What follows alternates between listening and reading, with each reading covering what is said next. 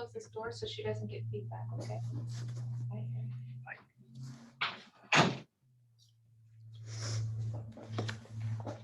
Okay, we are at the 2 o'clock hour, and I think, let me see if we're all here. 1, 2, 3, 4, 5 directors.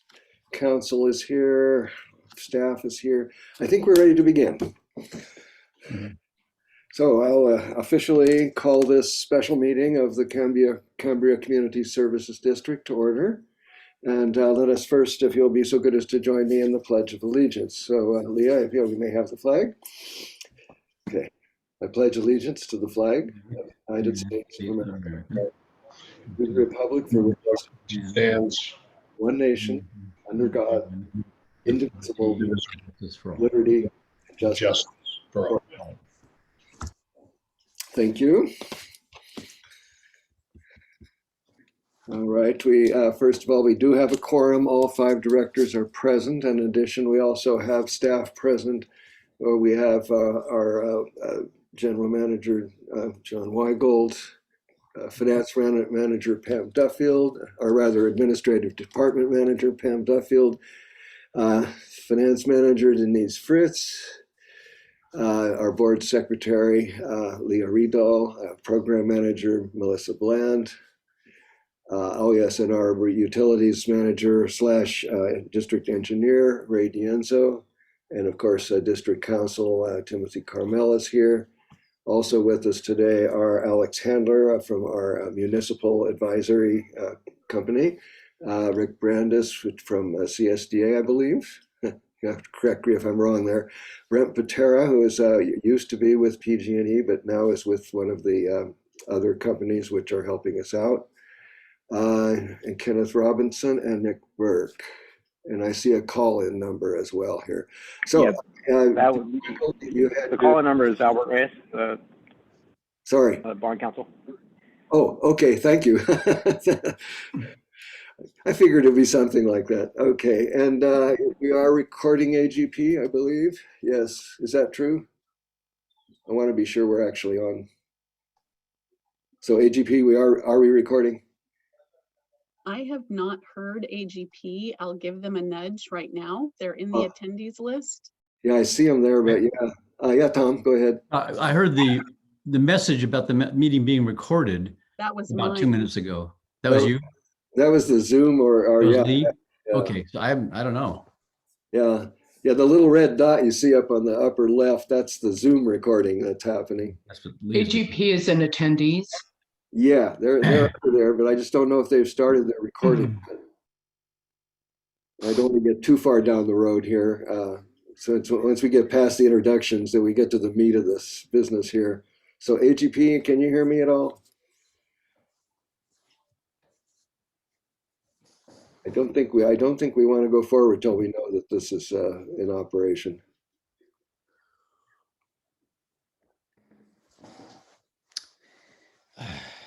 Yeah. Maybe if he's promoted to panelist, I imagine he isn't holding up a hand to talk, so he hasn't been promoted either. President Howell, we normally have 2 AGP attendees. One sits in the attendee and one sits in the panelist. So we're missing the panelist component. Okay. So so you guys are on this, so we'll just wait. I am reaching out. Thank you, Leah.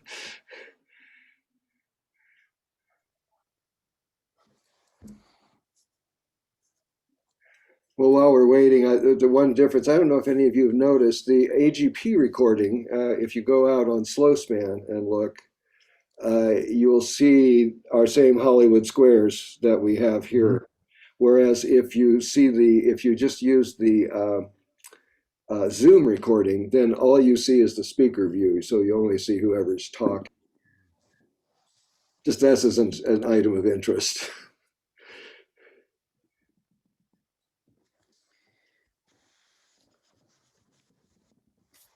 Nick Burke, Robinson.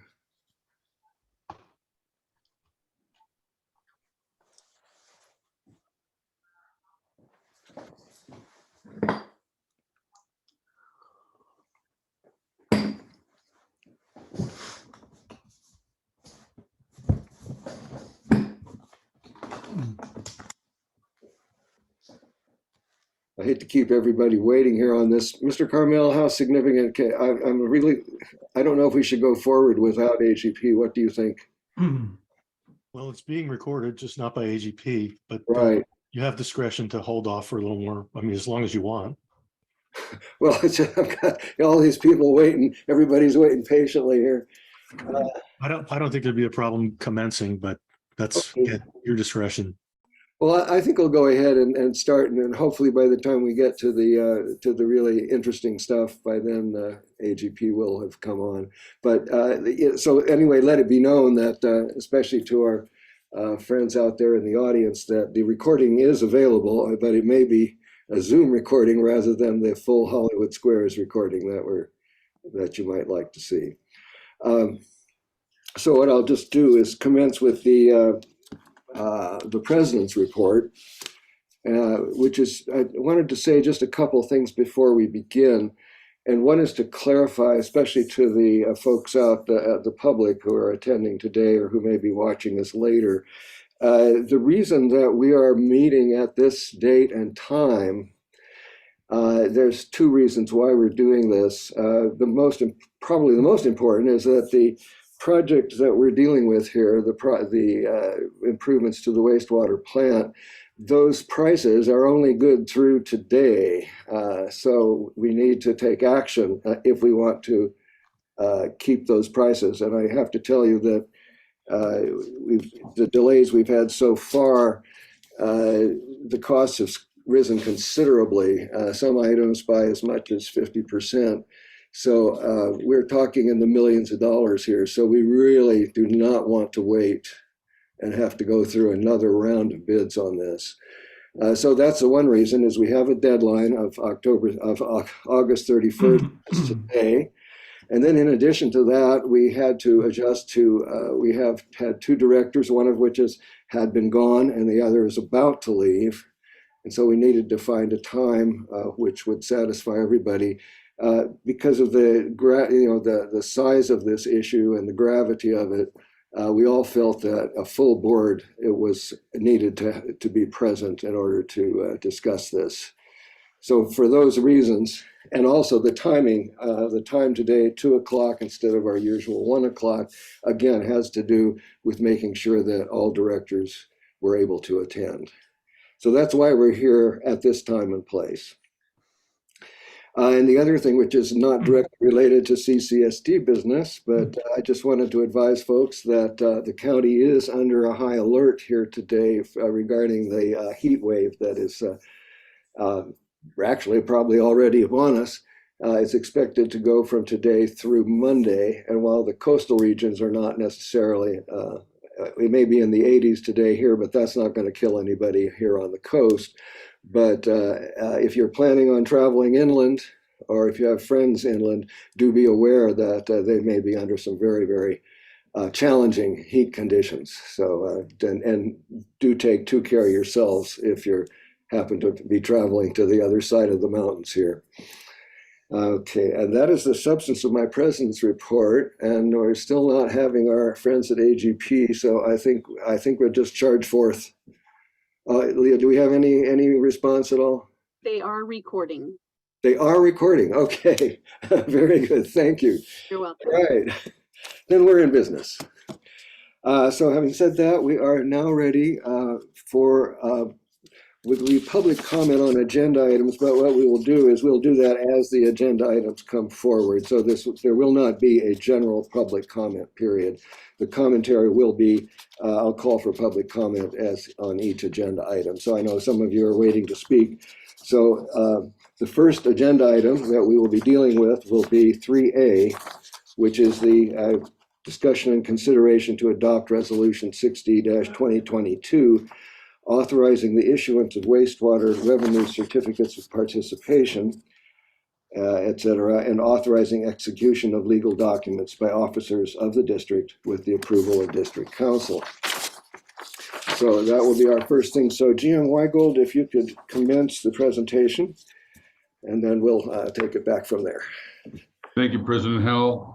Our first agenda item is 3A, but all three agenda items are related here. So I'm going to make some comments that wrap all three agenda items together.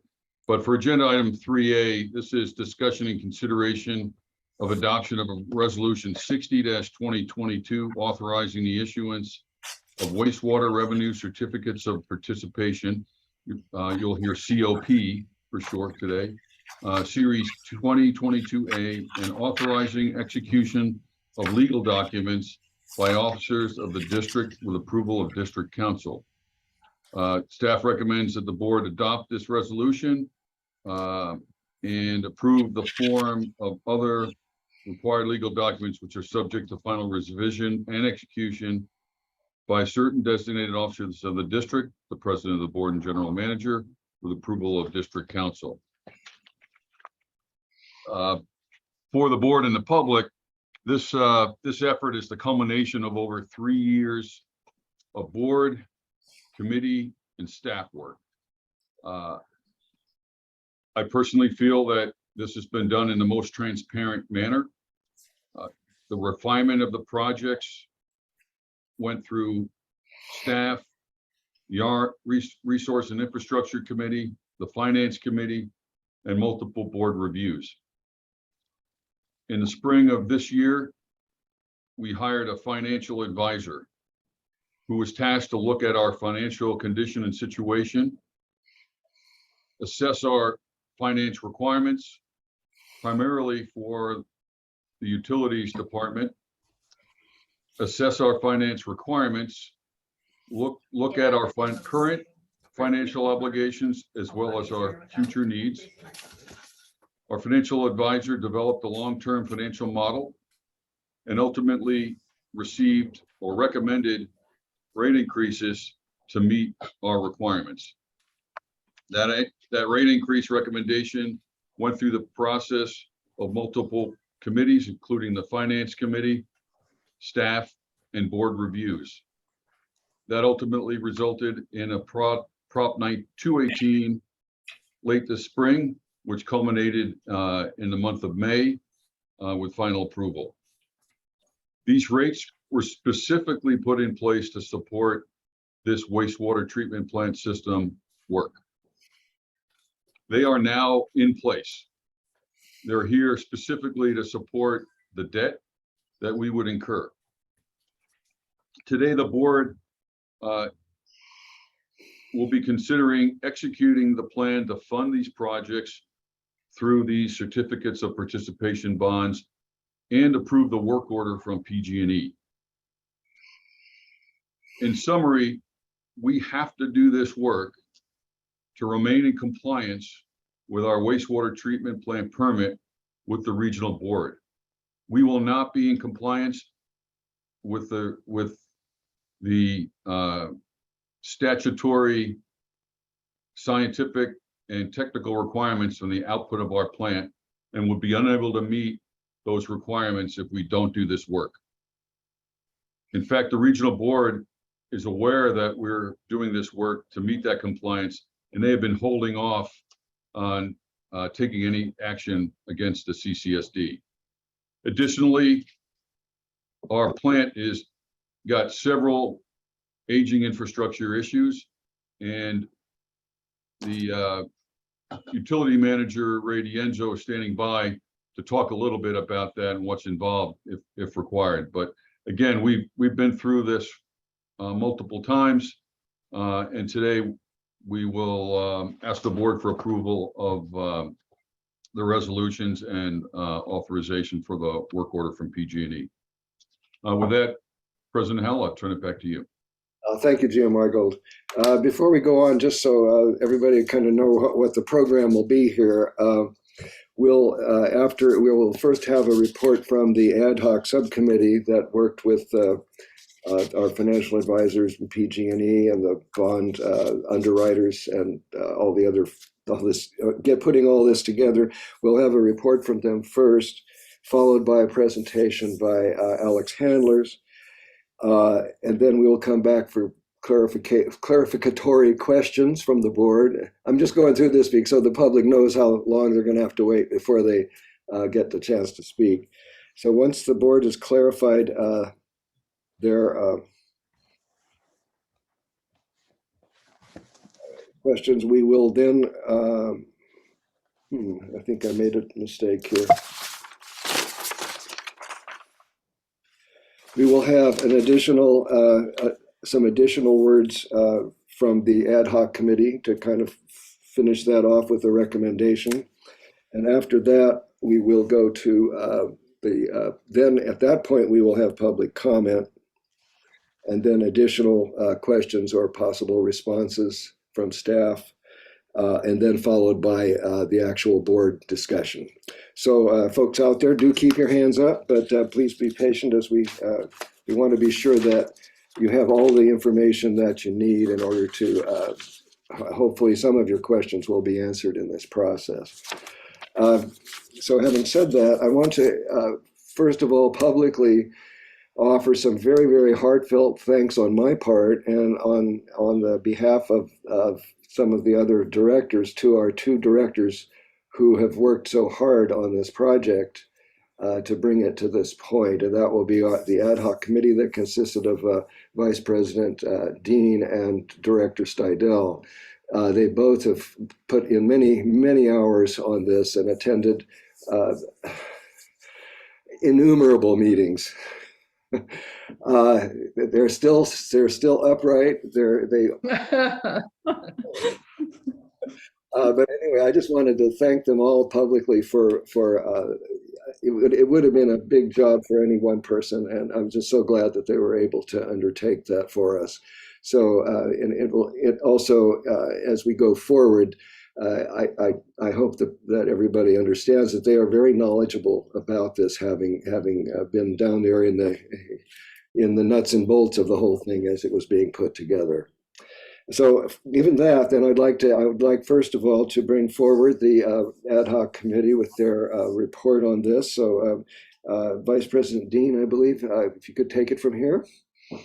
I want to start out with a little bit of review of the timeline that this whole process has gone through, and bear with me because some of this may be repeating a little bit of what our general manager has said, since I wasn't aware he was going to do some of this.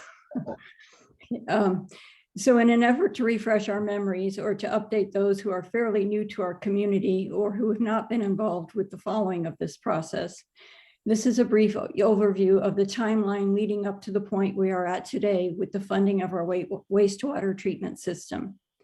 The district began working with the PG&E SST team in 2018 on how to best address the many upgrades needed for our aging wastewater infrastructure in the most efficient and cost-effective manner. This has been a very long process with much research and reassessment of the projects and narrowing down the projects to the most critical needs of our wastewater system that we might possibly be able to fund.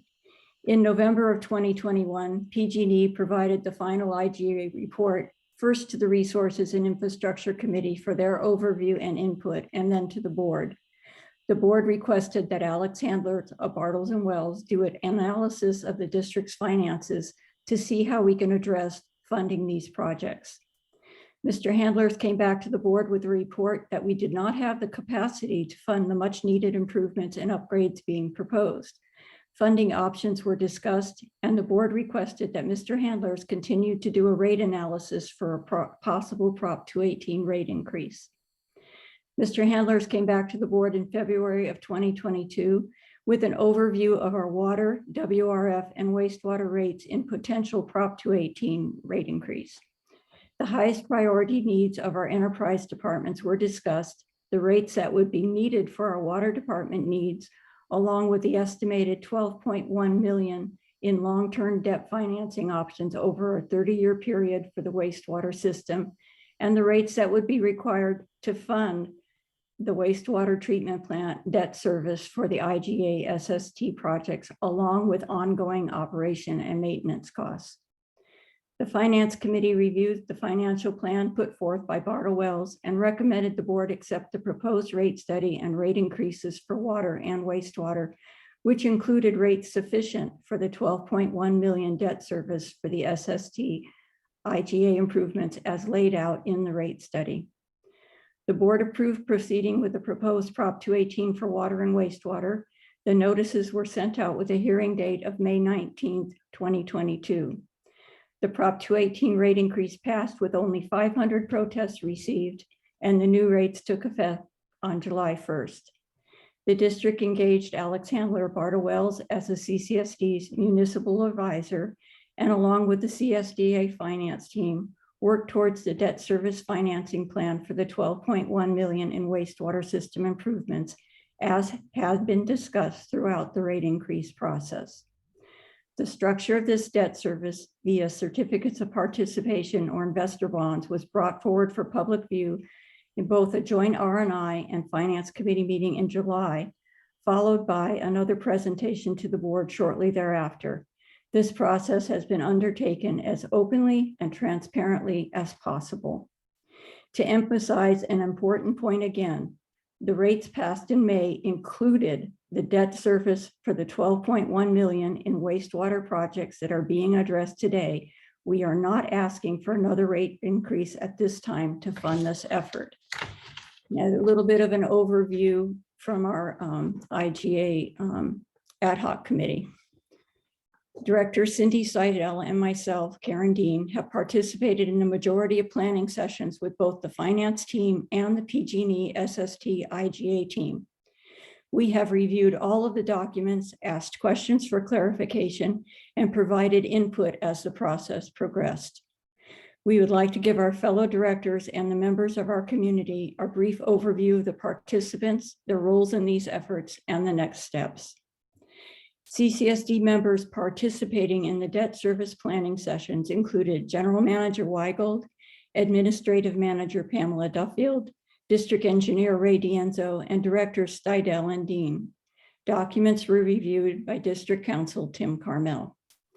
As described in the agenda staff report, the CCSD, like most special districts and some cities in California, does not have the unilateral legal authority to issue what is technically considered debt, but does have the legal authority to enter into an installment purchase contract to buy things over time, such as these wastewater capital improvement projects. A financing team was established, assisted by CSDA, to pursue funding through the option of certificates of participation. The financing team is comprised of Alex Handler from Bartle-Wells Associates, acting as the CCSD's municipal advisor. Mr. Handler's coordinating the financing process and represented the CCSD's interest. Alex Reyes of QTech Rock, the Bond Council the Bond and Disclosure Council. Mr. Reyes drafted the legal documents and official statement and gave legal opinions regarding the tax-exempt debt issuance and ensured the debt is issued in compliance with all legal requirements.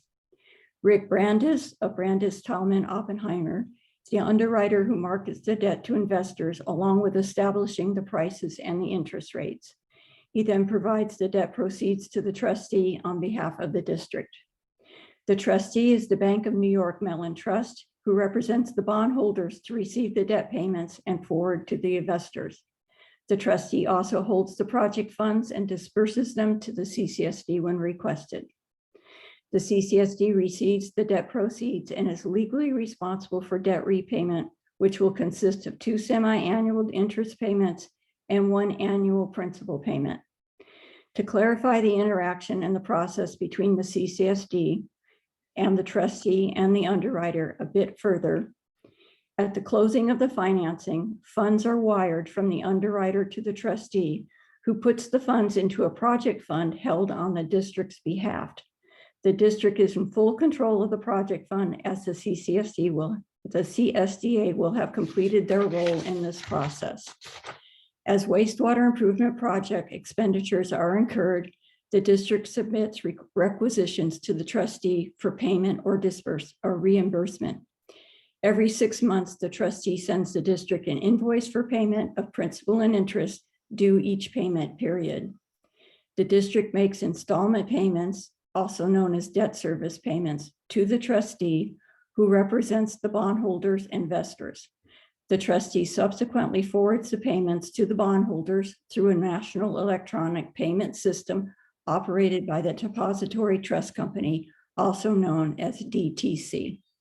And I believe Director Steidel has a little bit more that she would like to present. Thank you, Vice President Dean. So yes, Director Stidel, please go ahead. Thank you, President Howell. And if I may, yes, Leah, could I have the first page? Oh, wonderful. Thank you. The intent of this information is basically to use as a crib sheet. Frankly, I mean, there's a lot of complexity. If you're unfamiliar with the, oops, lost the display. There we are. Thank you. Oh. If you're unfamiliar with the terms being used, issuer, trustee, underwriter, their obligations and how they interact with one another, and what their responsibilities are. So this basically is a crib sheet for anyone who would want to use it. It's a lot easier than trying to dig through in those identifications through several hundred pages of documentation, which Vice President Dean and I have become familiar. So the first page shows the principal participants and their roles. And from the CSDA Finance Corporation, the financing authority, who's a temporary intermediary, and then they're needed to legally facilitate the debt issuance process, but they simultaneously sign away their rights. So in essence, they're not really a participant in this process.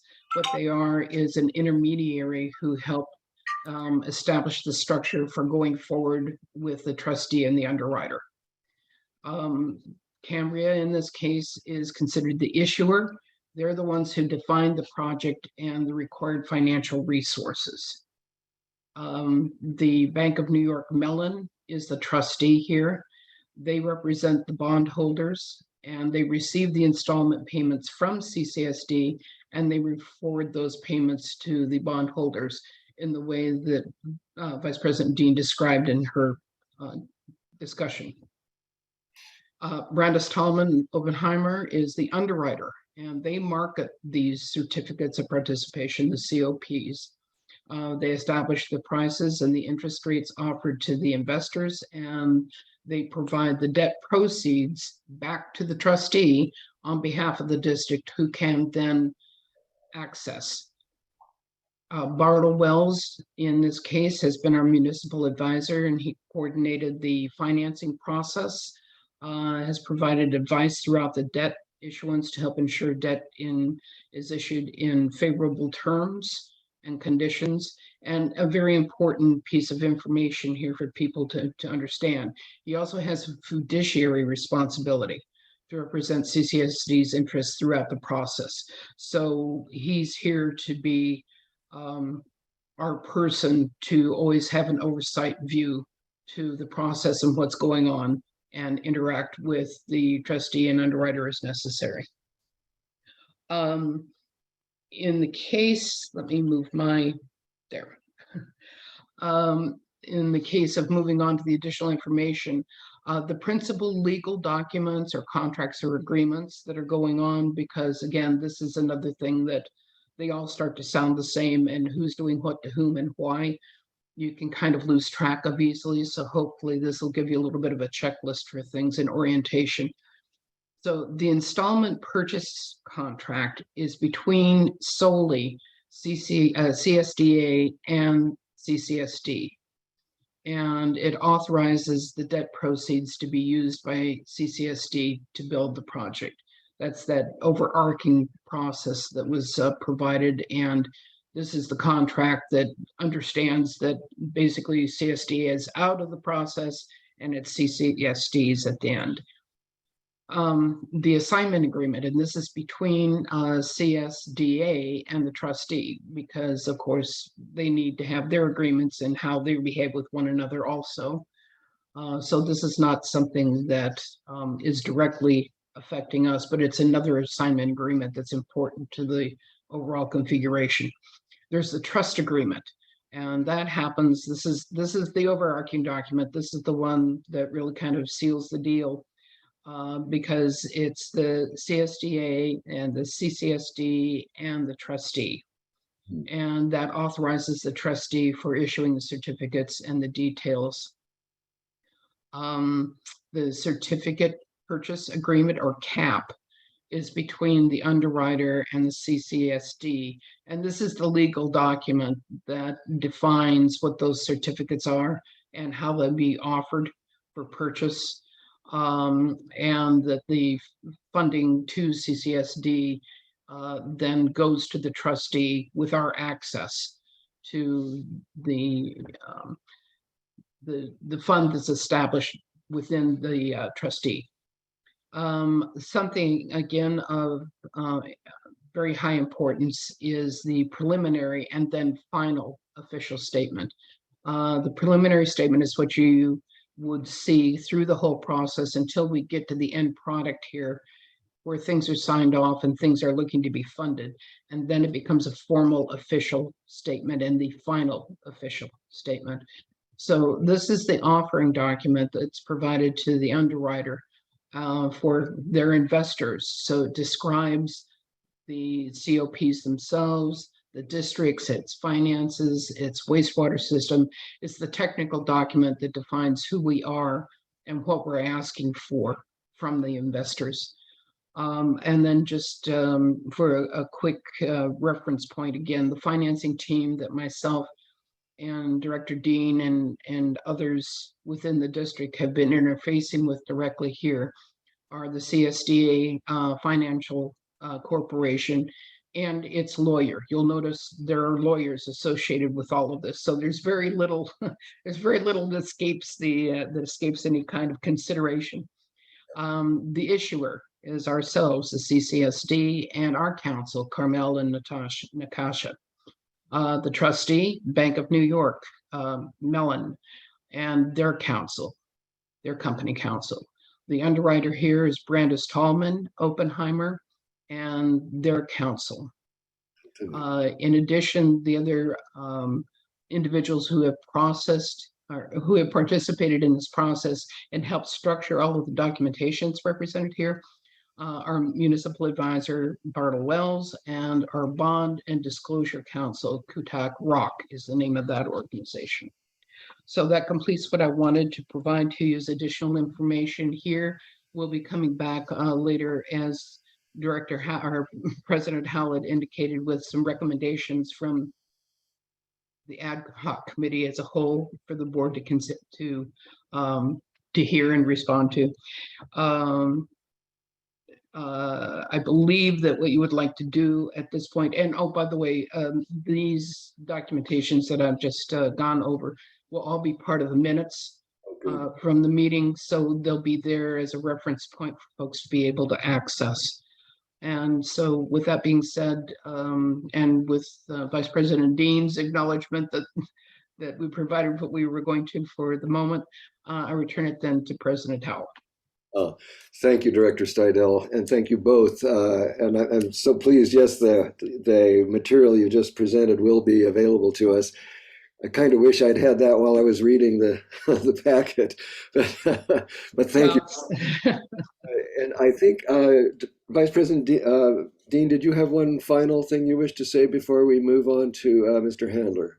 I think we probably covered all the details that we needed to, and probably more, but because I'm sure it's going to be repeated a little bit more by Mr. Handler. So no, I think we're good until after the presentation when we come back with some other thoughts. Excellent. Thank you. Thank you both. Thank you very much. You have my appreciation and the appreciation of your fellow directors as well. Thank you so much for that. So, Mr. Handler, the floor is yours now. So it's up to you to. Looking forward. Thank you. Yeah, thank you. Nice to see everyone.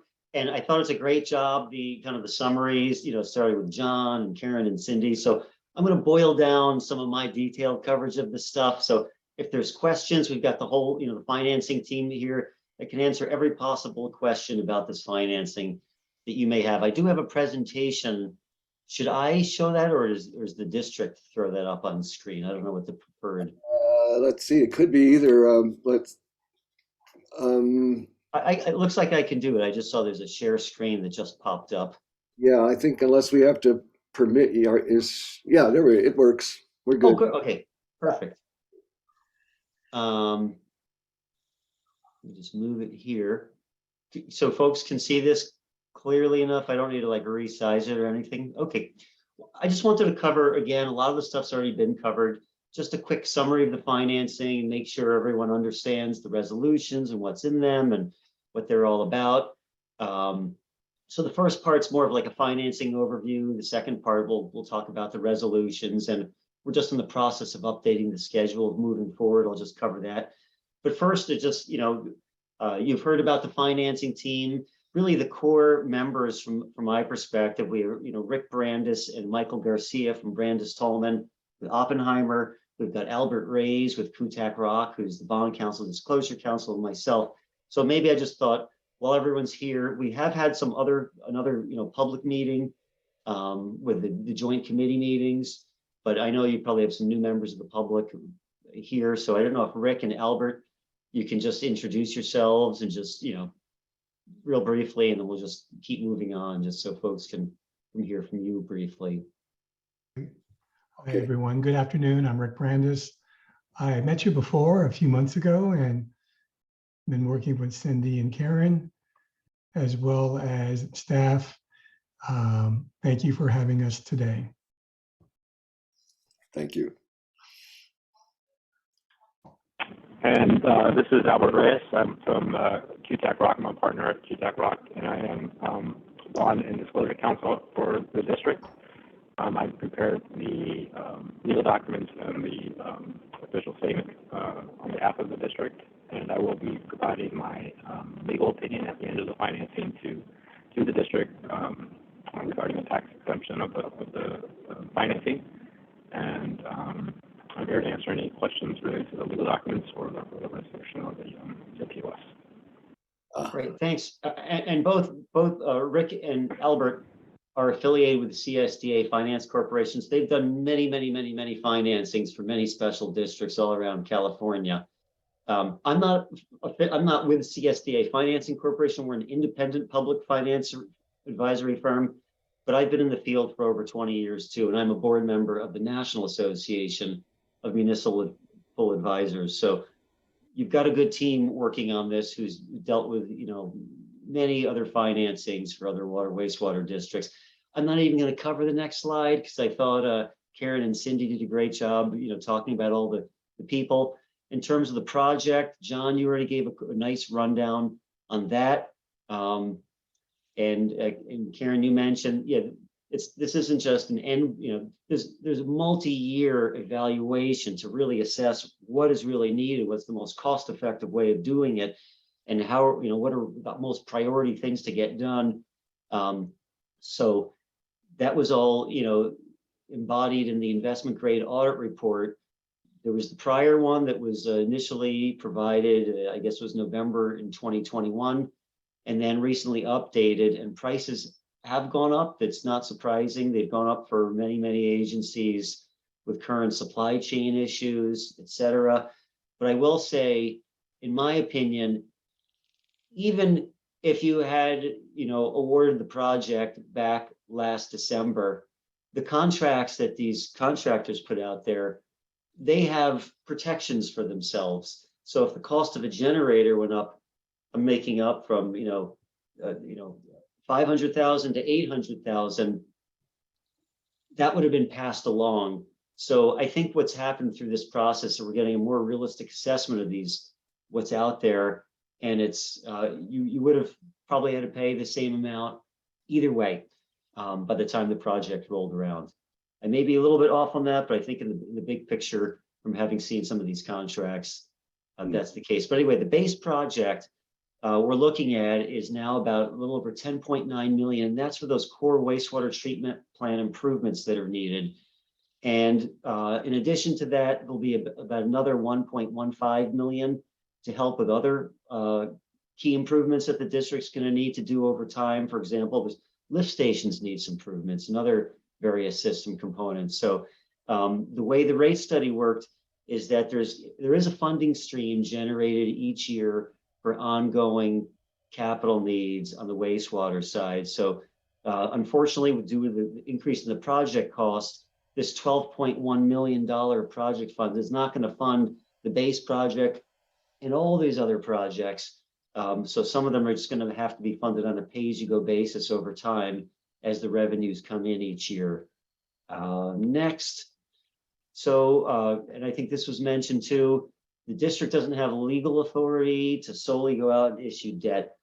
Many agencies in California don't, virtually every district, including a lot of cities out there. So that's why what's widely used in California are these certificates of participation. It's not called debt because what you do is the payments you're making, they're not debt payments, it's buying the project over time through a series of payments. So from your perspective, it's really no different than, than bond payments. And by, doing this, you're allowed to access the tax exempt municipal bond market, same as bonds. You can, do repayment terms up to 30 years or more. So it's a low cost financing options, tax exempt, municipal bonds, essentially what you're getting, which are better than, if you have to go borrow money from a bank or some other source.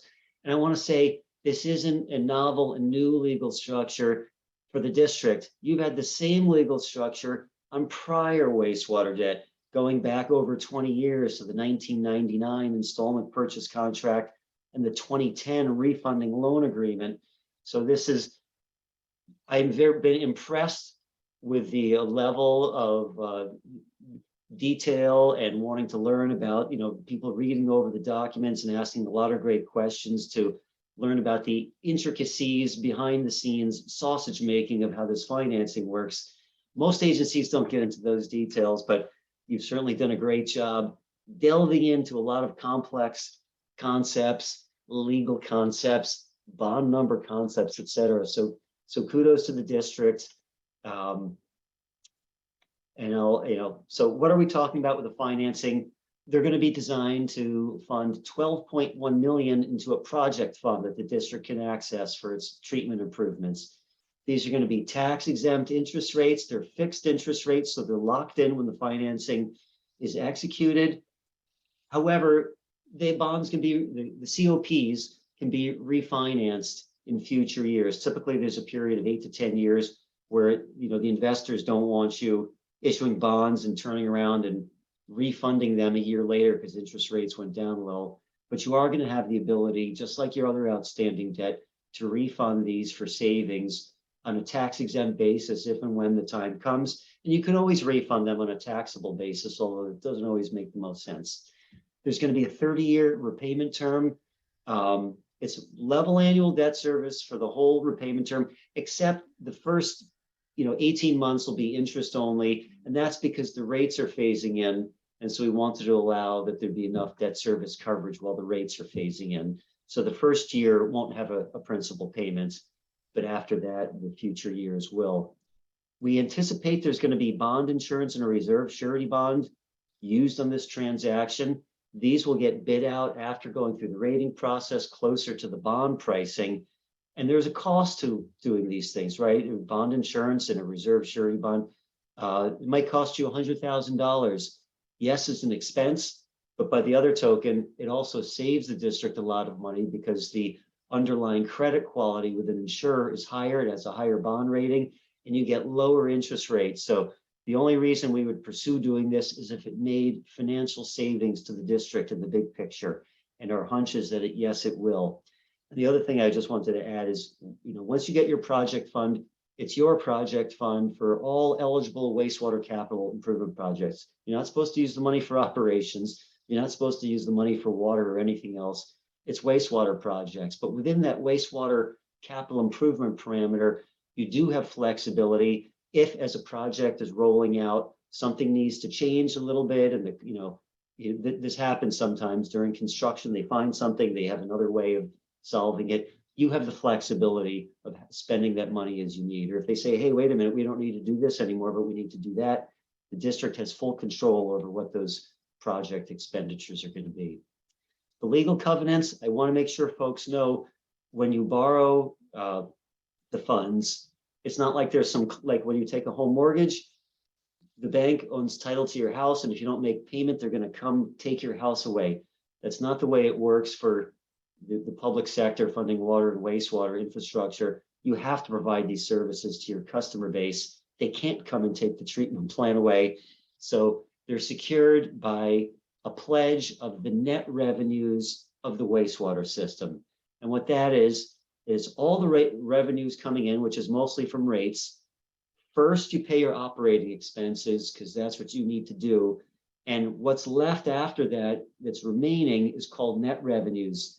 And the net revenues need to be adequate, not just to exactly pay debt service, but provide a little cushion that you have enough money coming in to pay debt service. So these wastewater revenue certificates of participation have a rate covenant that you're going to raise your rates and charges. You're legally promising you're going to raise rates and fees as needed to pay all your operating costs, and then pay not just debt service, but 120% of, have enough financing capacity to pay 120% of debt service.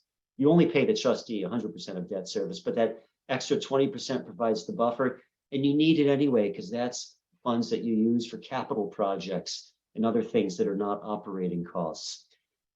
There's some things built into the legal documents that give the district flexibility for helping to meet this 120% annual debt service coverage test, including a rate stabilization fund where you can set money aside in good years. And if you have a tough year, you can transfer the money from one pocket to another of your own and count it as revenues for purpose of meeting the test. So we wanted to try to make it as flexible as possible while still having some standard covenants in there. And also, when you take on debt, the investors who lend you money don't want you going around 3 weeks later and borrowing millions more and totally undermining their ability to get repaid. So all these financings have something called an additional debt test. And that means you can't issue more debt unless you've already adopted the rates in place to secure paying the existing debt and the new debt and meeting the same 120 debt service coverage covenant on the maximum annual debt service on the combined debt. But you can always issue subordinate debt. If you have to take out a lease to do a new Vector truck or something like that, some piece of equipment, this doesn't limit that one iota. The resolutions, there's two of them. I'll just summarize them both real briefly, I think. One is that authorizes everything you need to do to issue the financing. And the second one, it approves the debt management and disclosure policies and procedures. The debt management policy needed to be updated to meet the requirements of California Government Code, which were not embedded in the district's prior debt management policy. And as a matter of good practice, Bond Counsel had also put together some disclosure policies, which are pretty brief, but are there to help ensure good disclosure. So the first resolution, Resolution 60-2022, this also authorizes you to issue the financing subject to certain parameters. And one of them, there's a maximum amount of 14 million. Doesn't mean anyone's issuing 14 million, but it's maximum amount to give the buffer there. The goal is 12.1 million of project funding, and that's what the district's going to control and sign off on at the end of the day. But sometimes the way bonds work, you need to issue a little bit more. There'll be some cost of issuance in there. You might need to do a cash funded debt service reserve fund. We're anticipating you'll get a reserve surety bond for that, but sometimes agencies have to get a whole year of debt service, maximum annual debt service, and give it to the trustee in case there's ever a problem. Then the trustee, who has been mentioned before, they represent the bondholders, they already have 1 year of debt service payments. So if the district failed to make a payment, they would tap that reserve fund and their district would have a year to work out its financial issues. And also the way bonds are priced, I'm not going to get into the bizarre, the complexities of bond pricing, but in certain bond markets, you have to issue, I'm going to make up, 13 million to get 12 million of proceeds. In other bond markets, you issue 11 million to get 12 million of proceeds. Why does this happen? It's done to result in what is the lowest overall debt service that you can get for the district, what's most advantageous. And sometimes the way certain investors want funds, they're willing to price them a little differently, resulting in this. So we wanted to leave a little buffer to give Rick and company the flexibility they need to get the best deal and the lowest debt service for the district at the end of the day. So this resolution authorizes the financing, and it authorizes the form of a whole bunch of documents that have been in your board packet.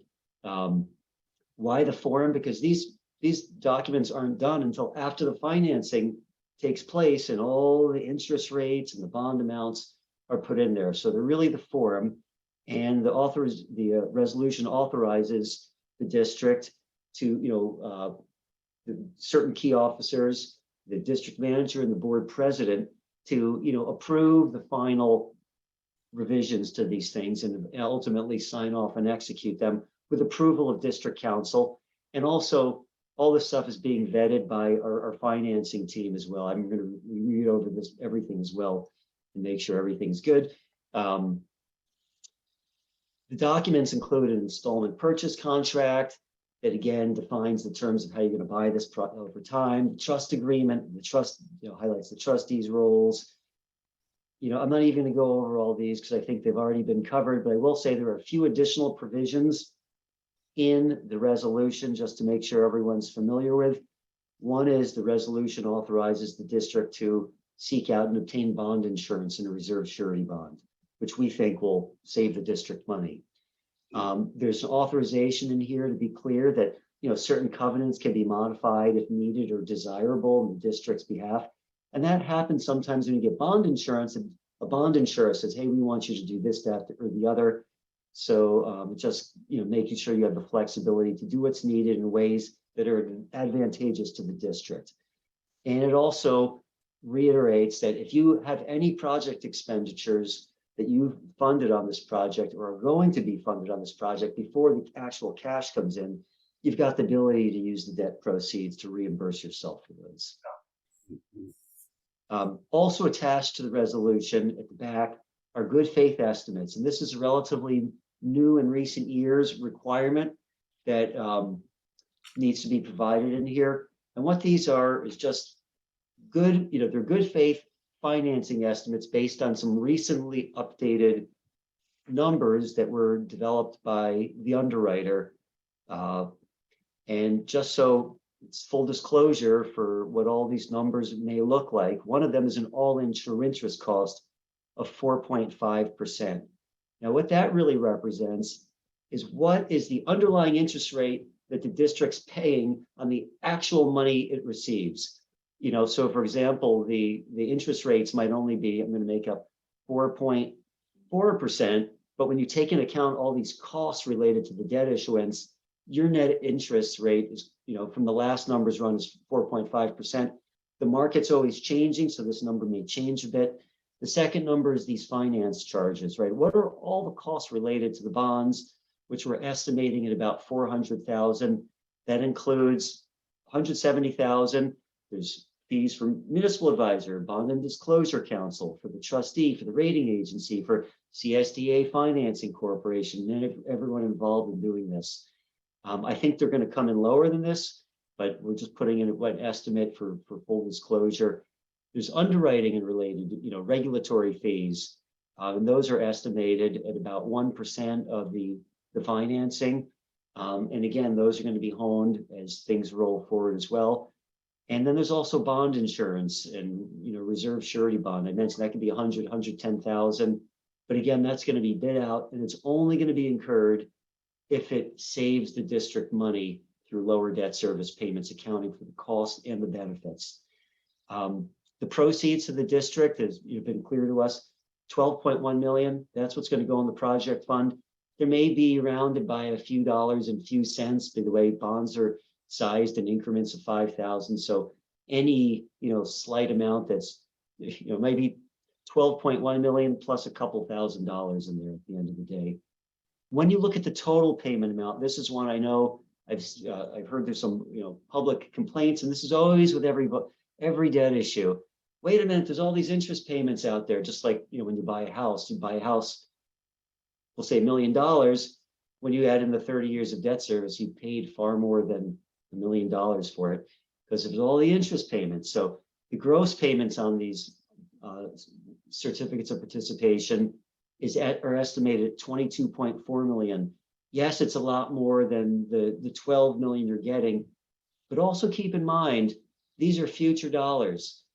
You've got your payments locked in. You're probably going to refinance it for savings at some point, but they haven't been discounted back to current dollars to account for inflation.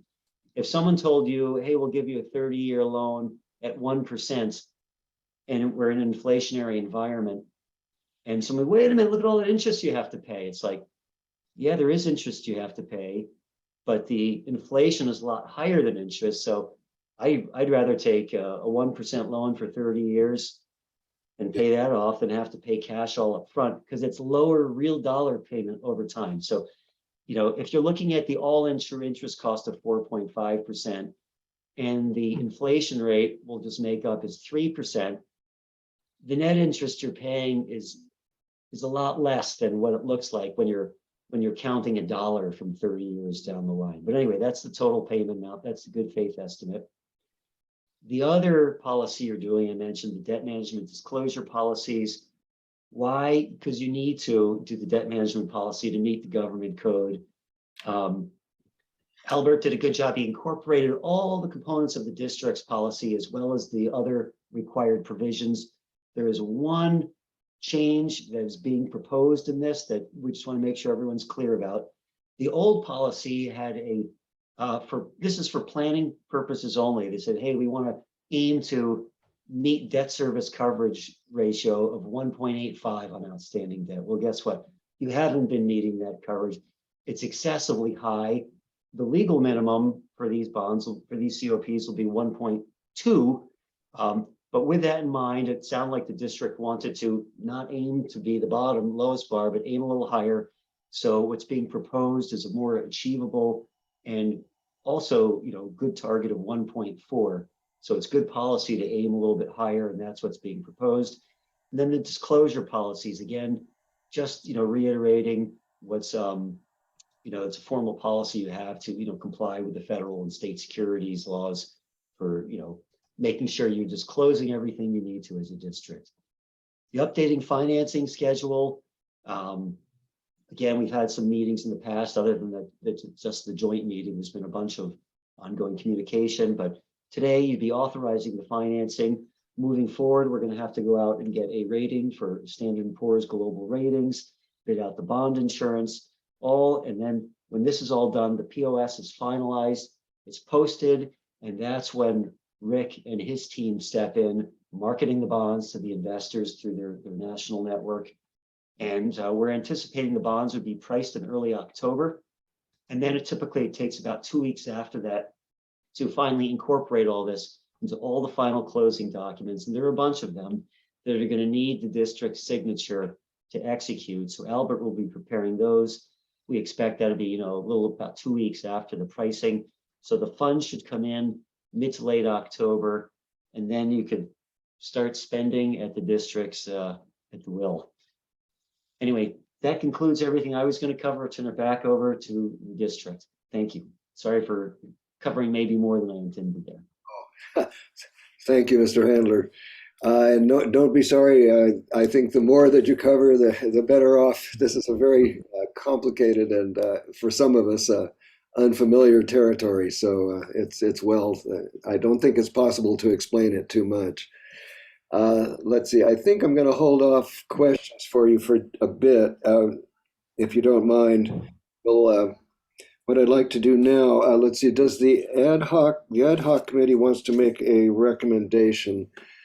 I think, though, before we do that, let's just go questions for Mr. Handler or the ad hoc committee only relating to clarification. Something is not clear or something that needs a little further explanation. So we're not ready for debate yet, but do we have any questions for either the ad hoc committee or, yes, Director Gray, please.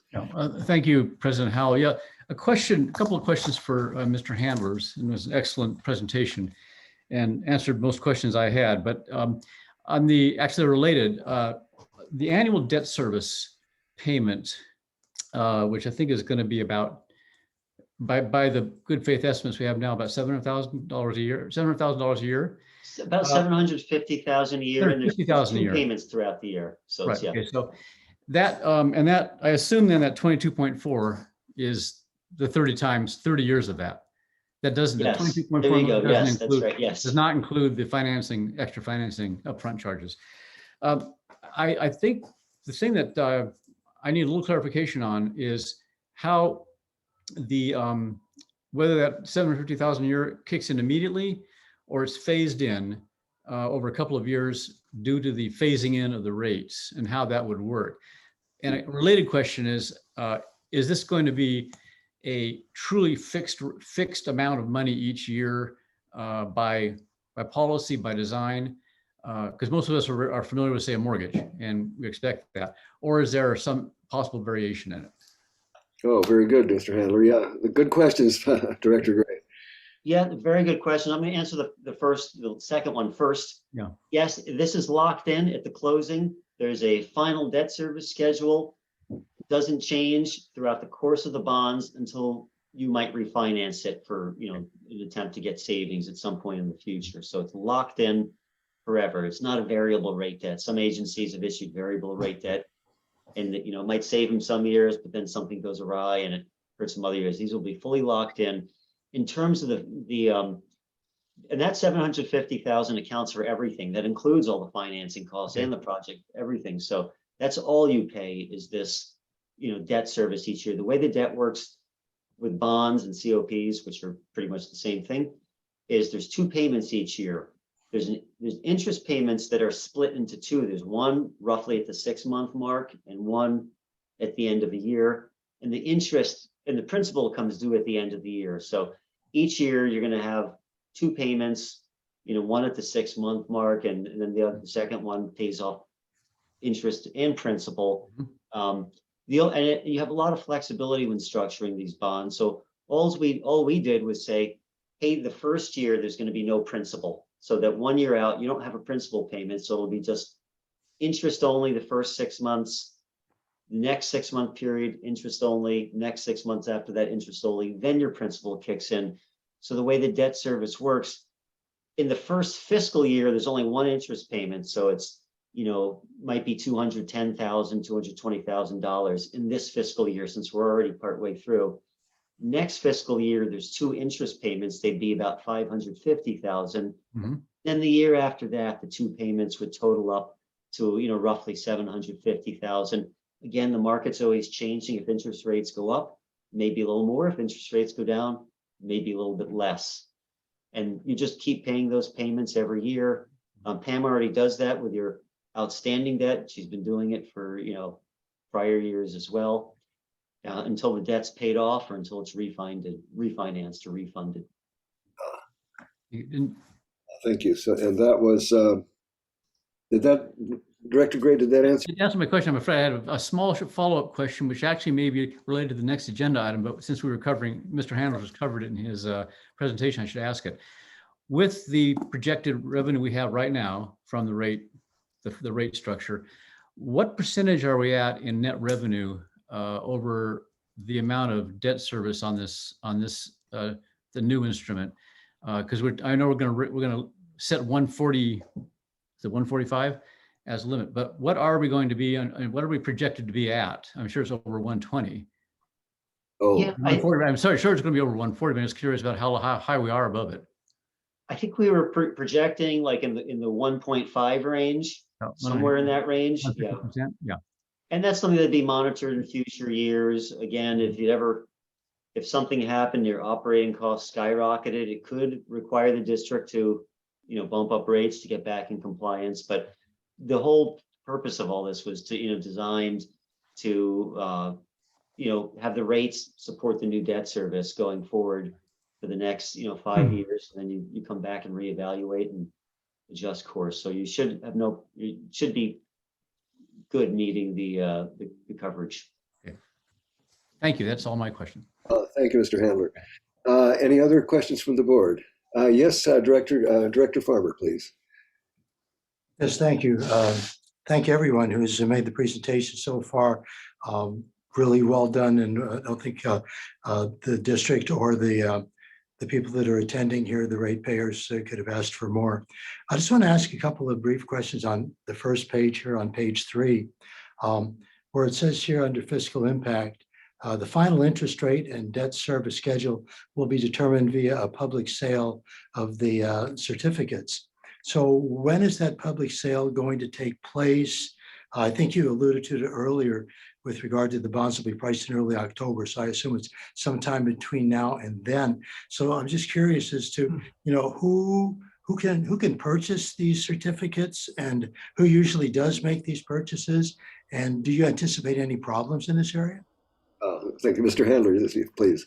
I'm going to start answering, and I'm also going to turn it over to Rick Brandis, who Rick's, their firm does tons of underwriting of all this debt. But so we anticipate, we just talked about this yesterday, trying to figure out a date that looked like it would be a good date to do. And we're aiming for October 4th would be the day of the pricing. And we'll keep everyone apprised if anything changes. So that's the date that Rick and his team actually opened the order period. They've been marketing the bonds for a week before, the COPs, and they open up an order period with the investors. And I'll turn it over to you, Rick, to talk about process and who participates and what you anticipate in this. Yes, Mr. Brandis. Sure, thank you very much. The bonds are sold to a variety of investors. We have individual investors, which we call retail investors. In fact, Oppenheimer has 5 private wealth offices in California. So they will be sold through our individual branches. But we also sell them to institutional buyers, either investment advisors, wealth managers, or the big buyers like Franklin Templeton, Nuveen, Fidelity, Vanguard, all the big funds and insurance companies. But for an individual to buy them, they would buy them through one of our private wealth offices, and anybody can open an account. Personally, I don't know how to do that, but we would refer you to one of our offices. Yeah. So, thank you, Mr. Brandis. So I'm presuming that if somebody in the community wanted to buy one of these COPs, it would be possible for them to do so by contacting your office? Correct, President Howell. We would put them through to one of our sales people in the San Francisco branch, because that's where my office is. So that would make it easy. Thank you. Do I understand correctly? Those are generally in increments of $5,000. Is that correct, or am I mistaken on that? You are correct. They're in $5,000 denominations. Okay. So anybody out there in the community that's got $5,000 they want to invest in our wastewater, they're welcome to do so. And thank you very much. So yes, Director Farmer. Yeah, I just want to, well, there's a number of things I'd like to ask, but I don't want to necessarily extend this meeting. So down here at the end of page 3, where it says CCSD will be obligated to raise sewer rates and charges in future years as needed to repay debt service and generate net revenues that are equal to at least 120% of the annual debt service. So obviously, when we had the rate increase a couple of months ago, folks were seriously concerned about that. So my question would be, how frequently over the next 30 years should the ratepayers of this community anticipate a rate increase for sewer charges? How often will that be taking place? Can anyone answer that? Let me rephrase it a little bit, Director Farmer. So I think the question is, assuming that the district takes on no additional debt relating to wastewater, and also to remind everybody, we're only talking about wastewater. So we're not talking about raising water rates or WRF or anything. This is just wastewater. So having said that, Mr. Handler, perhaps, yeah, because you could, I'm sure it's a question that folks are concerned about. Yeah, it is. And this is the whole underlying security, why they're giving you the money, because you've got the ability through your rates to, pay off the debt service. So you have to make sure you have that funding stream there. You can't operate. I mean, if you're running in deficit mode, you can't operate very long doing that. So how often are you going to have rate increases? No one's going to like my answer, but I'll say I think the best approach for agencies is to get your rates to a sustainable place where you're funding your operating and, kind of average annual capital needs and debt service. And then small, steady, gradual rate increases, inflationary rate increases. So this recent 5-year rate increase that you adopted, the first 3 years are about 7.5% per year. So it's trying to get your rates up to a more sustainable base level. And after that, there was, the board would have ability to authorize these inflationary adjustments. So in my mind, rates should go up every year to keep in line with the cost of service, because they're going up every year too. So, but it's hard to project what's going to happen 20 years down the line. You may be hit with a new permit requirement that, hey, you have to do X, Y, Z, your treatment plan, and go to tertiary treatment, UV disinfect. I don't know. So always you're going to have, in future years, new challenges that arise, and as they arise, you update your financial projections and you address them as best you can to make sure the rates are continuing to recover the cost of service, no more, but no less. So right. I don't know when you're going to need rate increases, and it's policy decision. Some agencies like to do a big rate increase and wait 5 years and do another one. It's generally more preferable for most agencies, this notion of, small, steady, gradual increases. Then you come back and reevaluate and adjust course as needed and continue with, steady, smaller, gradual increases. Thank you, Mr. Handler. Could I ask one more question, please? Yes, please. Thank you. There's so many things that popped out at me, but like I said, I don't want to take the time here to discuss all of them, but there was, and perhaps, I don't know why this jumped out at me with regard to the trustee. And this is on like page 75 above or page 29 below, Article 7, where it says the trustee, which in this case would be Mellon of New York, I believe, the trustee may at any time resign by giving written notice to the district. And I'm just curious as to why would a trustee resign, and how often does something like this happen, and what are the consequences to the district as a result? Thank you, Mr. Handler, please. Yeah, I might have, maybe Albert can chime in after but my initial answer is, yeah, the trustee, their role, they bill you the debt service, and they may forward the payments to the bondholders, and they also hold the reserve fund and the project fund on your behalf and on the bondholders' behalf. But can they resign? Yeah, it happens on rare occasion. Sometimes a trustee sells its trust business to another, someone else wants to buy it. So guess what? You transferred it, now you've got a new trustee. You also have the ability, there's a bunch of trustees out there. This wouldn't affect the district at all. You would just switch over to a different trustee, or in some cases where this has happened for some other agencies, they just had to sign a form acknowledging that they're transferring on from the existing trustee to the new trust company that bought their practice. But it's not a bad thing if they could resign at any point, and you could fire them at any point and switch. So it's not a big deal to get another trustee if ever needed. But normally it doesn't happen. Normally you have a trustee, they're with you for the entire bond issue. They want your business, and they're an ongoing client of your, so. Right. Well, you initially started your statement by saying it's rare. So I just, like I said, I just found it a little bit alarming that it could even happen. So thank you for the answer. Appreciate it. Yeah, I've been doing this this is Albert. I've been doing this for 21 years, and I've never seen a trustee resign from a financing. But I have seen on multiple occasions an issue where mostly cities that do a lot of debt issuances, trade trust, transfer their business to another trustee, just for various reasons. Some of it service related, and that happens. And it's not. I don't want to say it's an easy process, but it's a process that is possible for the district if 10 years from now it would like to do that. Thank you, Mr. Reyes. Okay, anybody else? Any further questions? Okay, let me proceed. Although I want to thank Director Farmer in particular for his careful reading of the packet. He's up some stuff I didn't see. But questions which, once asked, one certainly wanted to hear the answers. That was very good. At this point, does the ad hoc committee wish to, I think you have a recommendation. This would be the time, I think, for you to go ahead and present your recommendation. So, Vice President Bean, would you want me to proceed with that, or? Yes, please, go ahead.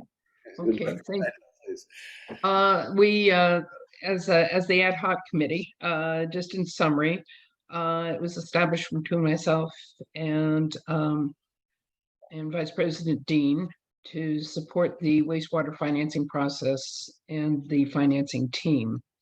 And as it was previously outlined, our ad hoc had the opportunity to review all the documents, interface directly with the members of the financing team, and provider input. Now, once secured, the financing has interface and reporting requirements, which will be executed by the district general manager and staff. These process-specific and repetitive actions are detailed within the various agreements and contractual obligations with regards to fund disbursements, debt repayment, required structures within our district accounting. Because a number of these processes would be different or additive to our current practices, we feel that it's important to determine areas where the underlying where the understanding and agreement of process should occur. In addition, this provides early oversight and opportunity for transparency to the community, which would not be attained without a detailed review of all documentation. So it is recommended by our ad hoc committee that the committee work itself be extended through the following suggested process. First, that a working group be established comprised of Administrative Services Manager Pam Duffield, Finance Manager Denise Fritz, General Manager John Weigold, Board Vice President Karen Dean, and Board Director Cindy Stidell. The purpose of this working group would be to review and document all the transactional obligations, reporting requirements, and actions to fulfill those requirements, which may also require definition of authority levels. And the intent is identification of district transactional obligations, thereby providing institutional knowledge and consistency over the lifetime of this debt service. This review may also identify where obligations are satisfied with some of our existing district processes. For example, our fiscal budget approvals, our quarterly budget reports, the fiscal audit submittals, any number of things that we generally bring to the board, that are generally brought to the board. Also, the determination of required documented processes, if that is necessary, which I would imagine just for that institutional knowledge and consistency would be of some importance, and identification of key submittal dates. And then when this is complete, the ad hoc group would provide a summary of the recommendations and the associated actions and bring that back to the board for consideration and implementation as needed. So that is the intent of making the recommendations. And I would imagine that we could handle your response to that in any number of ways, and it's certainly up to you how you choose to do that. But we wanted to make we wanted to take the opportunity to make these recommendations during this process, both for the other board members' awareness and information, and also to provide that kind of insight to the community. Oh, thank you, Director Stidell. Vice President Dean, do you have anything to add?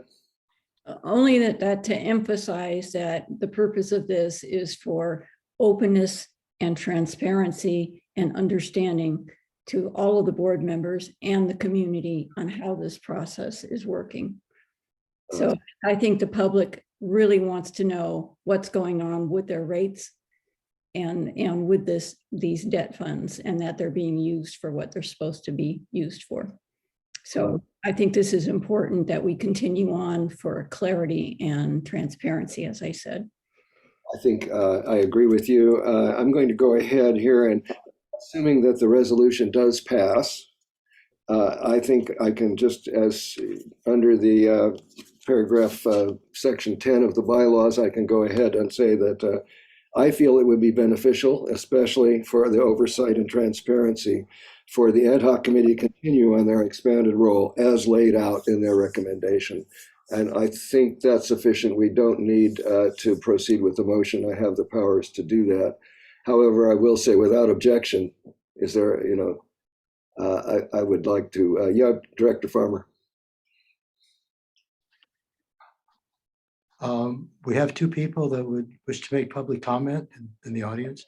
We're not there yet, but thank you for reminding me. No, I haven't forgotten them. I see them over here on my screen. I'm just trying to move things along, and I wanted to get clarity on this particular issue so that if the resolution passes, then I'm going to go ahead and direct the ad hoc committee to continue with their work per the recommendation. And Director Seidel, I think you have that all written down anyway. So if you could forward that to Ms. Riedel to include in the minutes, then that can serve. Absolutely. That'll serve as the charge for the ad hoc going forward. So that's okay. So that's where we are. So I'm sorry, I interrupted you. I said I shall do that. Thank you, President Howe. Thank you. So having said that, we've got all the ducks lined up now. We're ready to commence with, first of all, the public comment, and then any additional optional response that the ad hoc committee or Mr. Handler or Mr. Brandis or Mr. Dienzo might, if they feel it appropriate to answer some of the public's concerns. So at this point, we'll go to public comment. And before we commence, again, it's my practice to let you all know who all's here, because I know you can't see each other. There's a total of 17 of you here in the audience right now. I really do like seeing these well-attended meetings. And I'll read the names of everyone who has put their first and last names. So we have Tina Dickinson, Crosby and Laura Swartz, Christine Heinrichs, Mike Lyons, Alan Dean, David Pearson, Deborah Scott, Elizabeth Bettenhausen, Gordon Heinrichs, James Montgomery, Jeff Pomerantz, Jim Beringer, Jim Green, Michael Calderwood, and Scott Anderson. So again, thank you everybody for paying close attention to all this. And now I think the board, my friends here in the board, all are looking forward to hearing your comments. So we'll start with Tina Dickinson, followed by Crosby and Laura Swartz. Thank you, President Farmer. I think I wrote a little note to you all yesterday. I've mentioned this in board meetings. I do not believe that this was necessary.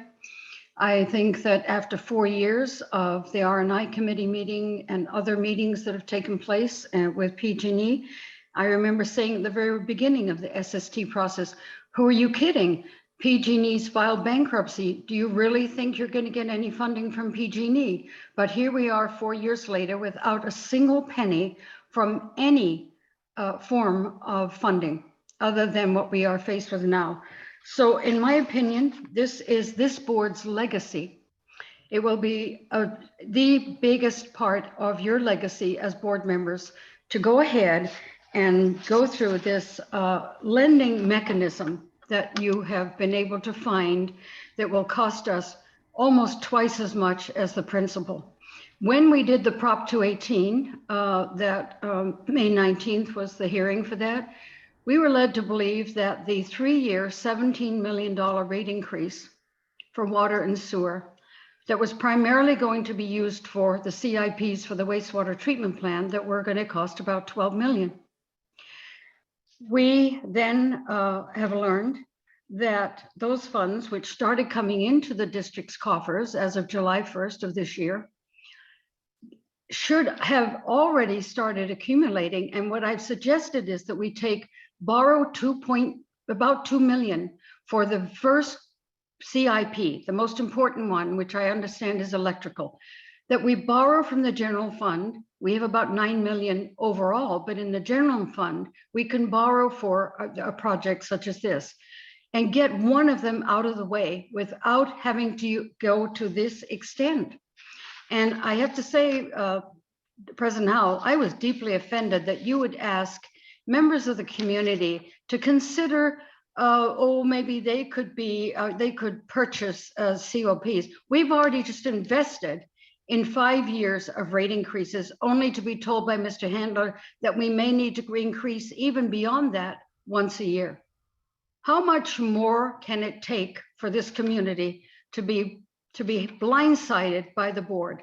The other thing I learned today was that it's the regional board. I've been wondering in my mind, why is this happening? We know we need the CDPs, CIPs, we know that, but they should have been addressed years ago or even 4 years ago. Get started on it. We already had a rate increase prior to this one, a big one. So I don't agree that I think what you're doing is ludicrous. I think there's a better way. Look what it's costing you just in the additional fees to various components or people that are involved in this. It's money down the drain, and we could do this with what we have already. So the regional board is involved, and you have issues apparently, and that's part of it. Thank you. Thank you. Hold on there. Thank you, Ms. Dickinson. Okay, Crosby and Laura Swartz, followed by Christine Heinrichs. Good afternoon, President Howell and all present. I have two comments, kind of a general comment and then a specific one. My first comment is about the cost of this proposed financing agreement. The total payment amount shown in Exhibit A and in Mr. Handler's report of approximately $22.4 million is a large financial burden for a small community. The proposed wastewater projects are all worthwhile and necessary projects. The only feasible way to reduce the cost to the community is to shorten the term of the installment agreement from 30 years to 20 years. This change will eliminate 10 years of interest payments and other costs, including bond insurance and the debt service reserve fund. Shortening the payoff period of the agreement will have other benefits in addition to reducing the cost of the project. It's difficult to predict what economic conditions will be like 30 years from now or the condition of the wastewater treatment plant project. Paying off the agreement in 20 years will provide the financial flexibility to address future infrastructure problems. Paying off the agreement in 20 years will also eliminate potential subsequent rate increases necessary to satisfy the 120% revenue requirement. Then I have a specific comment or question. Article 5 of the installment purchase agreement, section 5.04, titled Against Competitive Facilities, it's on agenda page 25, prohibits the district or anyone else from acquiring, maintaining, or operating any other competitive wastewater treatment facilities. This requirement may be in conflict with the district's potential participation in a new facility, such as a regional wastewater treatment plant. This matter should be clarified before the agreement is approved. That's my comment. I submitted a written comment I'd like to have included in the record of this meeting, and Laura also has a comment if you'll allow that. Oh, certainly, by all means. So Laura, please, since you're already, please go ahead. Yes, okay. I wasn't going to make any comments this time, but listening to all of the talking and everything, I'm sorry, I have to agree with Tina and I have to agree with Crosby to start with. This stuff should have been started years ago and paid as we went. We've already had 2 rate increases. We don't, sorry, bankers, we don't need to keep paying out all this other money to other people. The other question I have, our revenue is down because of the drought, because our sewer rates or usage is based on how much water. So are we immediately going to be below the 140% capture of our debt? Are we going to have to raise rates immediately because we're not using enough sewer and water? Okay, the other thing is, if you're going to keep raising rates all the time, can a 218 process stop that? Is that open to 218 confirmation, or are we signing this agreement that we can't 218 it? The other thing is on the $12 million that we're borrowing. Okay, it's going to take a year or two probably to get permits. Okay, that 12 million is going to be sitting there. Are they paying us interest on our 12 million, or are we paying interest to them all the time? So, you know, what's the spread? That's my, I mean, I have tons of questions. As you know, I'm a numbers person, and this whole thing just does not gel well with me. Thank you. Thank you, Laura Swartz. Okay, let's see. We have Christine Heinrichs, followed by Mike Lyons. Welcome, Ms. Heinrichs. Thank you. Let me first endorse the comments of Tina Dickinson and Crosby and Laura Swartz. They are right on. This gigantic loan, which Mr. Handlers now says is not debt, will address deferred maintenance that previous boards have not funded adequately. The district chose instead to buy the EWS, SWS, WRF, still without even a complete coastal development permit application. In a similarly rushed meeting on August 4th, 2014, the board obligated Cambria to millions of dollars in funding for that project. Had that not been done, Cambria would have had financial flexibility to do these long-needed wastewater treatment plant repairs. There's no question the plant needs them to continue processing waste for Cambria, which is a vital function. I asked the board to defer action on this debt to give the public time to consider alternatives. Describing today as the deadline, holding an emergency special meeting is something of a straw man. As Mr. Handlers just told you, approving this financing today is not urgent. These contracts have escalator price clauses that will require cost increases regardless. The vendors are not bound by these estimates. At just the last meeting on August 18th, the possibility of a regional wastewater treatment plant came up. The board indicated its willingness to discuss this idea. Does this funding preclude any consideration of a regional project? Is Cambria putting a lot of money into an outdated plant that could otherwise be replaced by a regional project? Can the district evaluate the possibility of an entirely new system while keeping the plant in good operational condition? The public has not heard alternatives. When wastewater rates were increased, many understood that that money would be used for the improvements.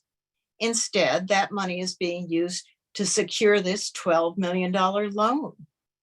With the interest, it will cost Cambrians over $22 million to pay off Mr. Handler's assurances of inflationary dollars notwithstanding. The public has not had adequate time to understand this. The report of the Joint Finance and Resources and Infrastructure Committees does not mention any figures of actual cost. It's a significant oversight. This agenda, published last Friday for a meeting during the busiest week of Cambria's tourist year, is not adequate for Cambrians to understand what is happening. Cambria needs to consider alternatives. The rate increase and smaller loans could finance improvements along the way, giving the district more control over its future at lower cost. Cambria appears to be an ideal location. I will continue on later public comment. Thank you. Thank you, Ms. Heinrichs. Okay, Mike Lyons, and it looks like he may be our last commenter here. Mr. Lyons, welcome. Thank you very much. I am delighted to see all of you today after an absence of some time from myself. And I'd like to say that even though you look like the Hollywood Squares in one way, to me, it's more a gallery of my personal heroes. Because I'm now celebrating my 30th year of living here in Cambria, my 30th wonderful year. And it is in good measure due to people like you who have volunteered your services and your professional experience in the case of the staff. So I thank all of you and previous boards who've taken courageous stands and really improved this community. I served myself for a year and a half or so on the original Infrastructure and Resources Committee. And during all of our meetings, and I see my previous colleagues there, Karen Dean and Harry Farmer, among others.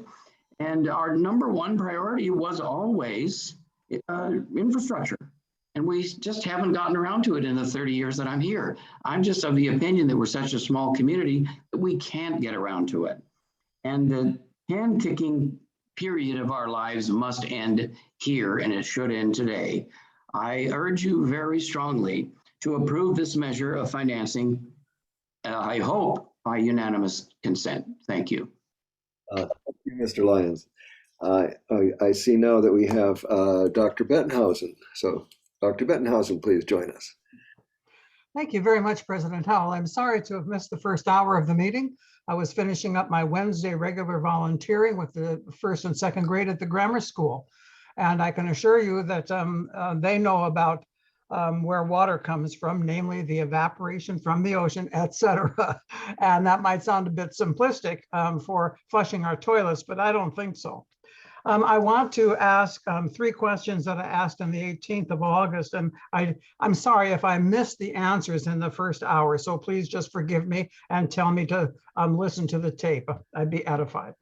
My first question is from August 18th.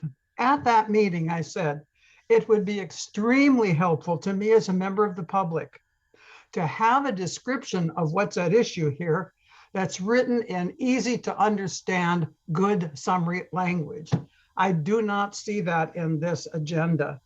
Once again, I see over 200 pages of legal documents, certainly, but other material. There is no clear explanation of what this is all about. And I firmly regret that because, once again, in the name of transparency, we've got obscurity. And I dislike that passionately. The second question I raised, and I'll raise it again, if it was given in the first hour, please just repeat it. What is the current credit rating of the CCSD? And is this loan contingent upon what that turns out to be? The current credit rating. And I noticed that there might be costs entailed in this in one of the 200 pages for getting a credit rating from 2 legitimate agencies, which means we don't have it now.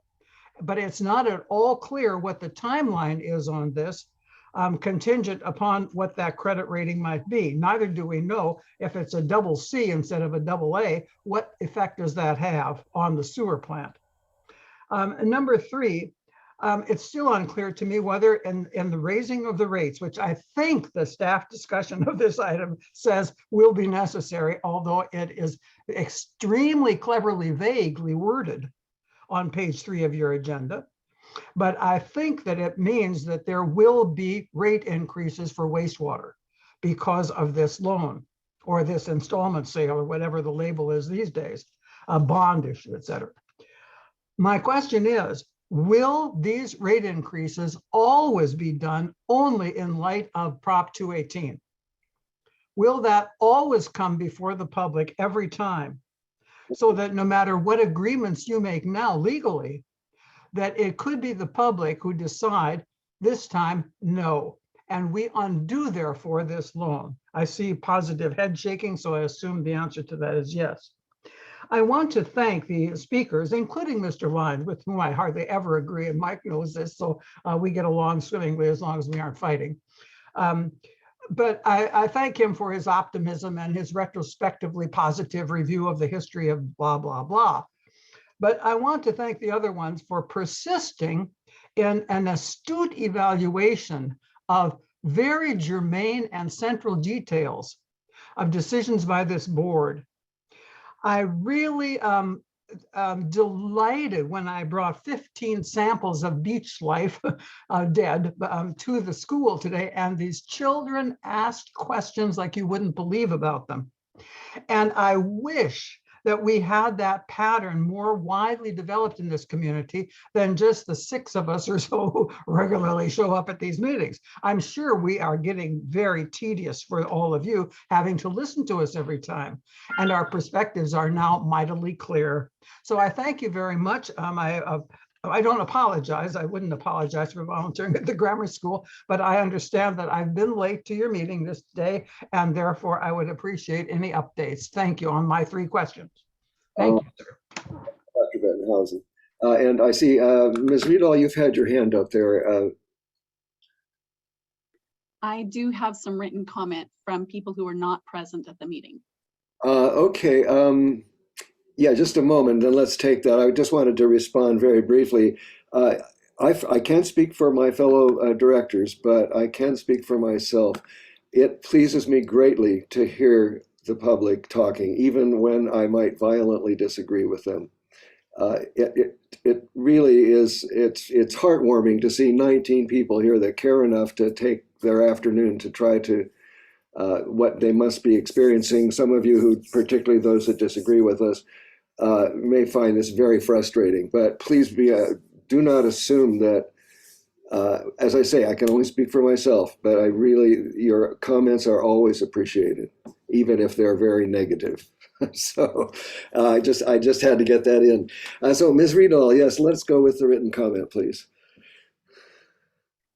Okay, the first is from James Townsend. Please provide the following public comment to the Board of Directors at today's meeting, and include it in the written comment. Thank you for the opportunity to provide these comments on agenda item A for the August 31st, 2022 Cambria Community Services District special meeting. I have several points for the board to consider before committing Cambria's ratepayers to this significant long-term obligation. Recently, the Coastal Commission suggested that the major North Coast wastewater entities, including the Cambria and San Simeon Community Services Districts, California State Parks, and the Hearst Corporation, examine the possibility of addressing the North Coast's need for improved wastewater treatment via a regional solution. It does not appear that any substantive discussions between the entities have taken place.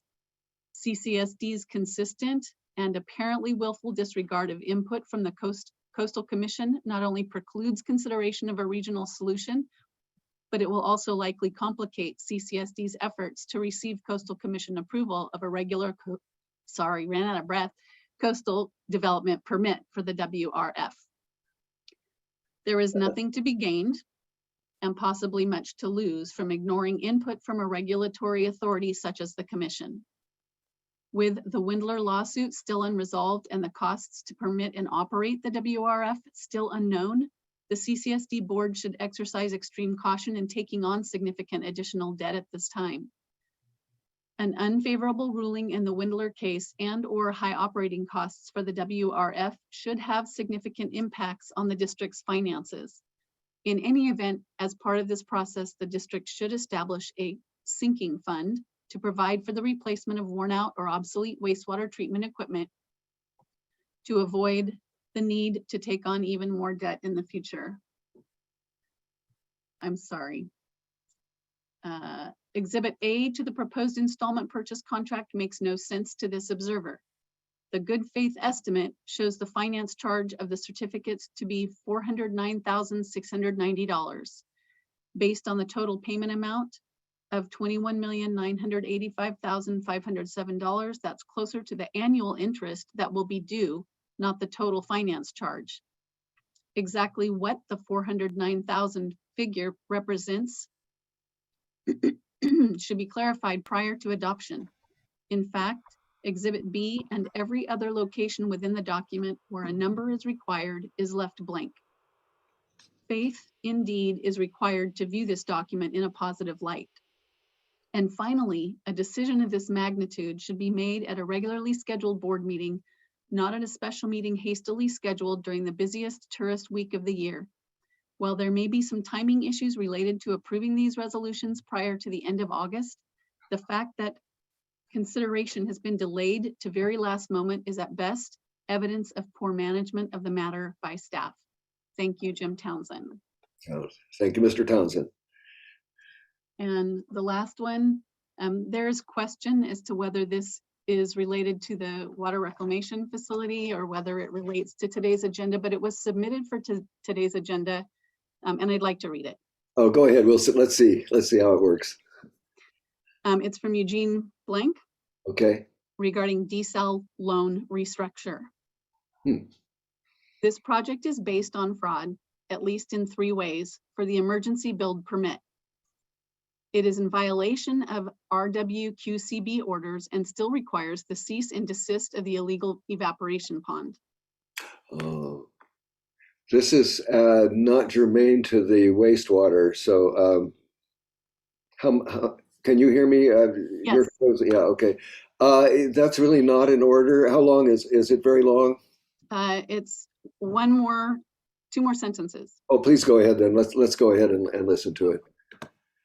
The SCAM plant is not permitted and will never satisfy a CEQA EIR.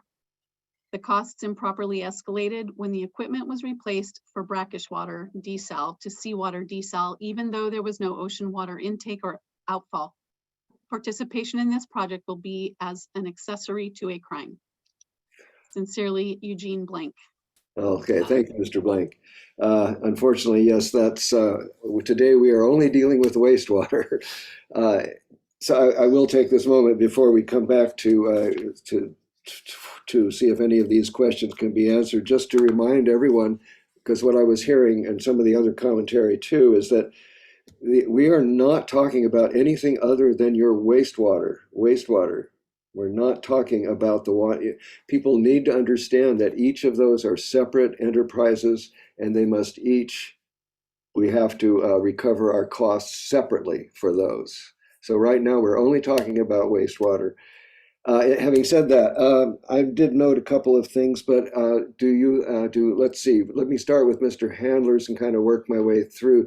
I saw, Mr. Handler, you were taking notes as we were going there. So can you go ahead and address any of those issues that you would like to? I will try to address, some of these that I took some notes on here, some of them related to rates and finances and stuff. One was that, hey, you should do 20-year debt repayment. Just like most people use 30 years to buy a house, you can get a 15-year mortgage and pay it off in 15 years. But what happens? Your debt service payments or mortgage payments will be way higher. The same would happen if you cut this. It's true. They are true. If you only pay interest over 20 years, it's less than you pay over 30, but it's a lot higher payment each year. So that's why that was not done. And it's typical to use 30 years of this. And I want to be clear, what's driving future rate increases is not that you took on debt. This debt is being locked in. It's it can be a fixed amount that you pay each year. It doesn't increase each year. It's locked in. What you do need to raise rates for is your future operating costs and future capital costs and other future unknowns that you're going to have to do. Because again, this 120 coverage, you got to pay your debt service. 20% of that debt service is only another $150,000. It's less than $200,000. So that's a trifle compared to the future, capital needs and everything else you need to spend. So really what's driving future rate increases is going to be future operating costs, things like that, not this. Yes, you have to meet the compliance on this, but you're raising your rates because operating costs go up. Someone brought this notion about drought rates, which is there's a lot of good points that are being brought up here. And a lot of these things are considered when we do this. And yes, there's always a danger for you and every other agency out there. What if your water sales have to be cut back 50%? Your revenues are going down 50%, but your expenses aren't necessarily going down 50% because it's a lot of fixed costs providing water and wastewater infrastructure. So might you at some point have to do drought rates or something like that to restore financial stability? It's happened before, right? It could always happen again. You can never preclude that, but that doesn't have anything to do with this debt. That's really, you would have to do that to cover your stuff, but you do have this new debt service that would be part of it. Prop 218 process, we all nodded. You cannot raise rates 1 cent over what's been authorized without going through the Prop 218 process in California. So that's always going to be the case. The funds, when the money it's your money, the trustee holds it and you make requisitions and pay your projects. $12.1 million is sitting there. It's yours, and it's yours to invest and earn interest on as well. So one of the things that happens is, later on in the process, the trustee is going to want to check in with the district and how do you want to invest these funds? They're going to give you some options. You may have some other options. Sometimes agencies hire financial advisors to do all sorts of stuff, or what's the project fund? And so you're going to have options to do that. And yes, you are going to earn interest on it. The only thing I'll say is, normally you're borrowing the money, we'll say it's 4.5%. You can earn a couple of percent of interest on it maybe, but something may happen where interest rates skyrocket and all of a sudden you can, if that was to happen, the federal government doesn't want you borrowing money at one rate, 4.5%, and investing it at 10% to make all sorts of cash over. So there's always restrictions on, how much you can earn. But the goal is that, yes, you can earn interest. None of that stuff is going to happen during this time frame unless there's something, out of the normal. But it's going to be your interest, your money to invest how you want to invest it. Yes, I want to be clear. I keep saying this is not technically debt from a legal perspective, because from the legal Supreme Court perspective, it's not that, it's an installment purchase contract. But I'm not trying to confuse anyone by it. I'm just trying to let you know the legal thing. From my perspective, it's debt service payments. You're doing the same thing as if it was considered debt or not debt at the end of the day. It's the same covenants. There was something brought up about the credit rating, which I thought was good. The district doesn't have an underlying, there's no such, you get a credit rating when you issue debt, and the credit rating is affiliated with that specific debt issue. So some agencies, take a city, they might have general obligation bonds. Well, that will have one credit rating. They have water bonds. That's a different credit rating specifically for those water bonds.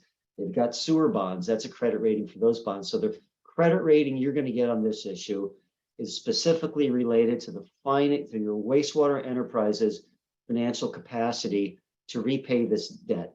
So that's all the credit rating is. It's not based on the district's general fund or anything else. Doesn't matter. This is secured only by wastewater, has been made clear over and over and over. So the higher credit rating you get, the more advantageous for the district, because higher credit ratings are associated with lower interest payments. They're less risk. And the way it works in the market, in this, we expected bond insurance is going to make sense. So if you have a higher credit rating, your bond insurance is going to cost less than if you have a lower credit rating. So, it could impact the amount that you pay for bond insurance. What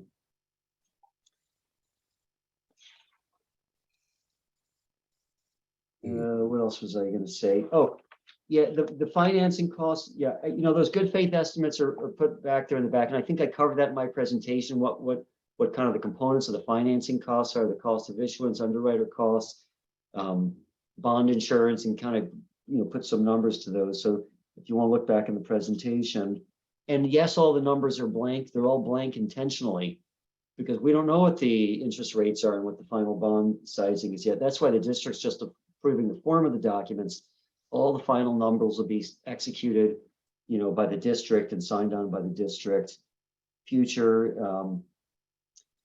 and the desal, all these. There's going to become a time when you can refund your desal loan as well as these bonds, these COPs, if and when it makes financial sense to do so. So anyway, I think I'll just shut up for now, but I was just trying to cover that stuff. Turn it back over to district. Thank you, Mr.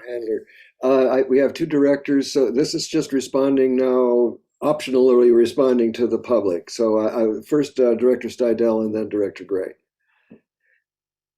I just wanted to verify whether the presentation that Mr. Handler's made will be available as an attachment for the minutes, because the information on that good faith estimate was verbalized, but if there were people who weren't participating at the time that happened, they would not have been seeing the numbers associated with that. So it'd be worthwhile to have that. Thank you. Excellent. Good point there. Yes, Director Gray.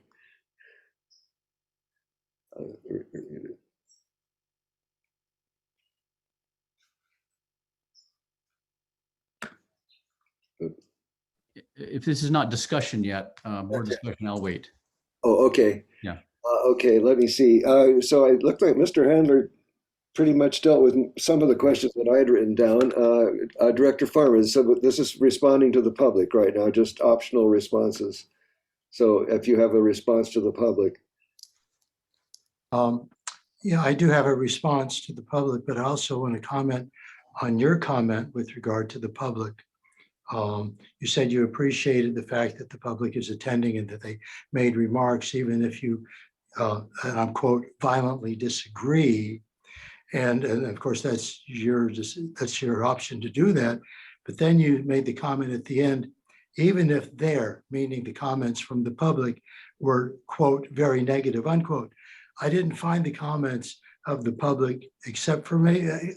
Let's put it this way. The large majority of the comments were genuine and sincere and caring, just like they almost always are. And I just want to acknowledge the public and what their valid concerns and questions were.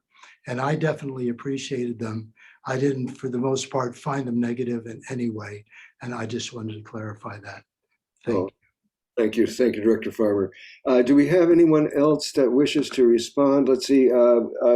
Any of our guests, we have like the underwriters or anyone from the staff wish to respond to any of these? I do have one question, but I want to make sure everybody's, if anybody else has anything they'd like to say to the public at this point. All right. Not seeing anything. I do have the one question was the concern regarding, and I saw that too, that non-competitive, that we would not get involved in creating a competitive facility. I think maybe that requires a little explanation, because we do know that there are at least two different initiatives in the offing regarding other wastewater treatment facilities for this area. Mr. Handler, it looked like you were ready to answer that. And maybe I'll start, and then Albert Reyes from Food Tech Rock can chime in as well. But when you're borrowing this money, it's the revenues coming from your service area to do this. So if someone's authorizing another treatment plant to serve this side of town and another one over here, well, then your revenue stream drives up and you don't have the ability to repay debt. So typically water and sewer, when you do this, it's just confirming that no, you're not going to authorize other agencies to start providing service within your service area. It's just like a common covenant that's in there. I don't know if Albert, you have anything to add to that? Yes, Albert. No, I don't. I mean, that's what the covenant is. I mean, and that's the reason why there is a covenant, because bondholders want to know that you're not going to be allowing someone else to operate within your service area to provide the same services that generate the revenues that are being used to pay back their debt service. So they want that protection. And I mean, I will add, this doesn't preclude. We can discuss this further. I mean, once I get more information on what is actually being considered. Oh, okay. To possibly revise the covenant to provide for an exception, because I have seen that in some cases. But nevertheless, to do away with the covenant is not really a possibility. Right. We can make revisions to it if we need to. Okay, I see I see general manager and one director and Mr. Handler. Let's go with Mr. Handler first. Just real quick, and sorry for this doesn't preclude you from participating in some regional effort. It just says you can't have some others. You're going to be the service provider to your service area. And if there was to be a separate regional treatment plant, that's still your service area and you're charging rates to your customers. So this doesn't preclude anything like that from happening. It's just you can't authorize a second, one of this. So you can do anything you want as long as you are ultimately the service provider, even if you're contracting out to other agencies. I think the operative word is competitive. Yeah. Mm-hmm. So let me get GM Weigel first and then Director Steidel. Yes, thank you, President Howell. I was just going to simply add that this doesn't preclude us from being the regional wastewater treatment plant operator. So that actually enhances our opportunity, I think, a little bit to increase revenue. Good point. Director Steidel.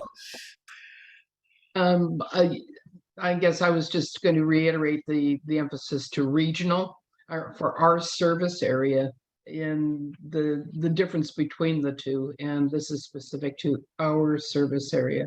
But secondarily, I guess my question is, are we at a point where you want to have a motion for consideration yet? I believe we are. I think we've finished with the optional, well, almost finished. We're right at the optional answering of public's questions. So if Director Gray, do you want to talk to the public, or are we ready to start among. I'm ready to make a motion, so. Oh, okay, And I okay. want to have a couple of comments briefly, maybe they're responding to the public, but in the process of a motion, because there are two things I think that were in some of the comments that issues were raised.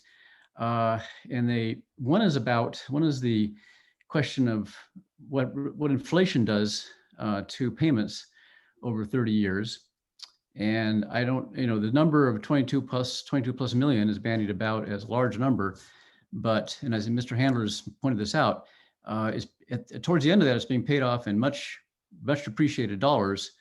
And say, I did some quick calculations on my calculator here. If you have 3% inflation, which is, we would love to have that back again. What we're paying at the end of this 30-year period is about 40 cents on the dollar compared to what we're paying now in current dollars. And so that $750,000 is going to be something like $300,000. So that's one key point to make about inflation. The other point about inflation is that, as we're also seeing in the estimates of the work going up, skyrocketing, is we're in a highly inflationary environment. And this is a very, very bad time to be doing pay-go. As a pay-as-you-go financer for construction, because we're chasing rising prices.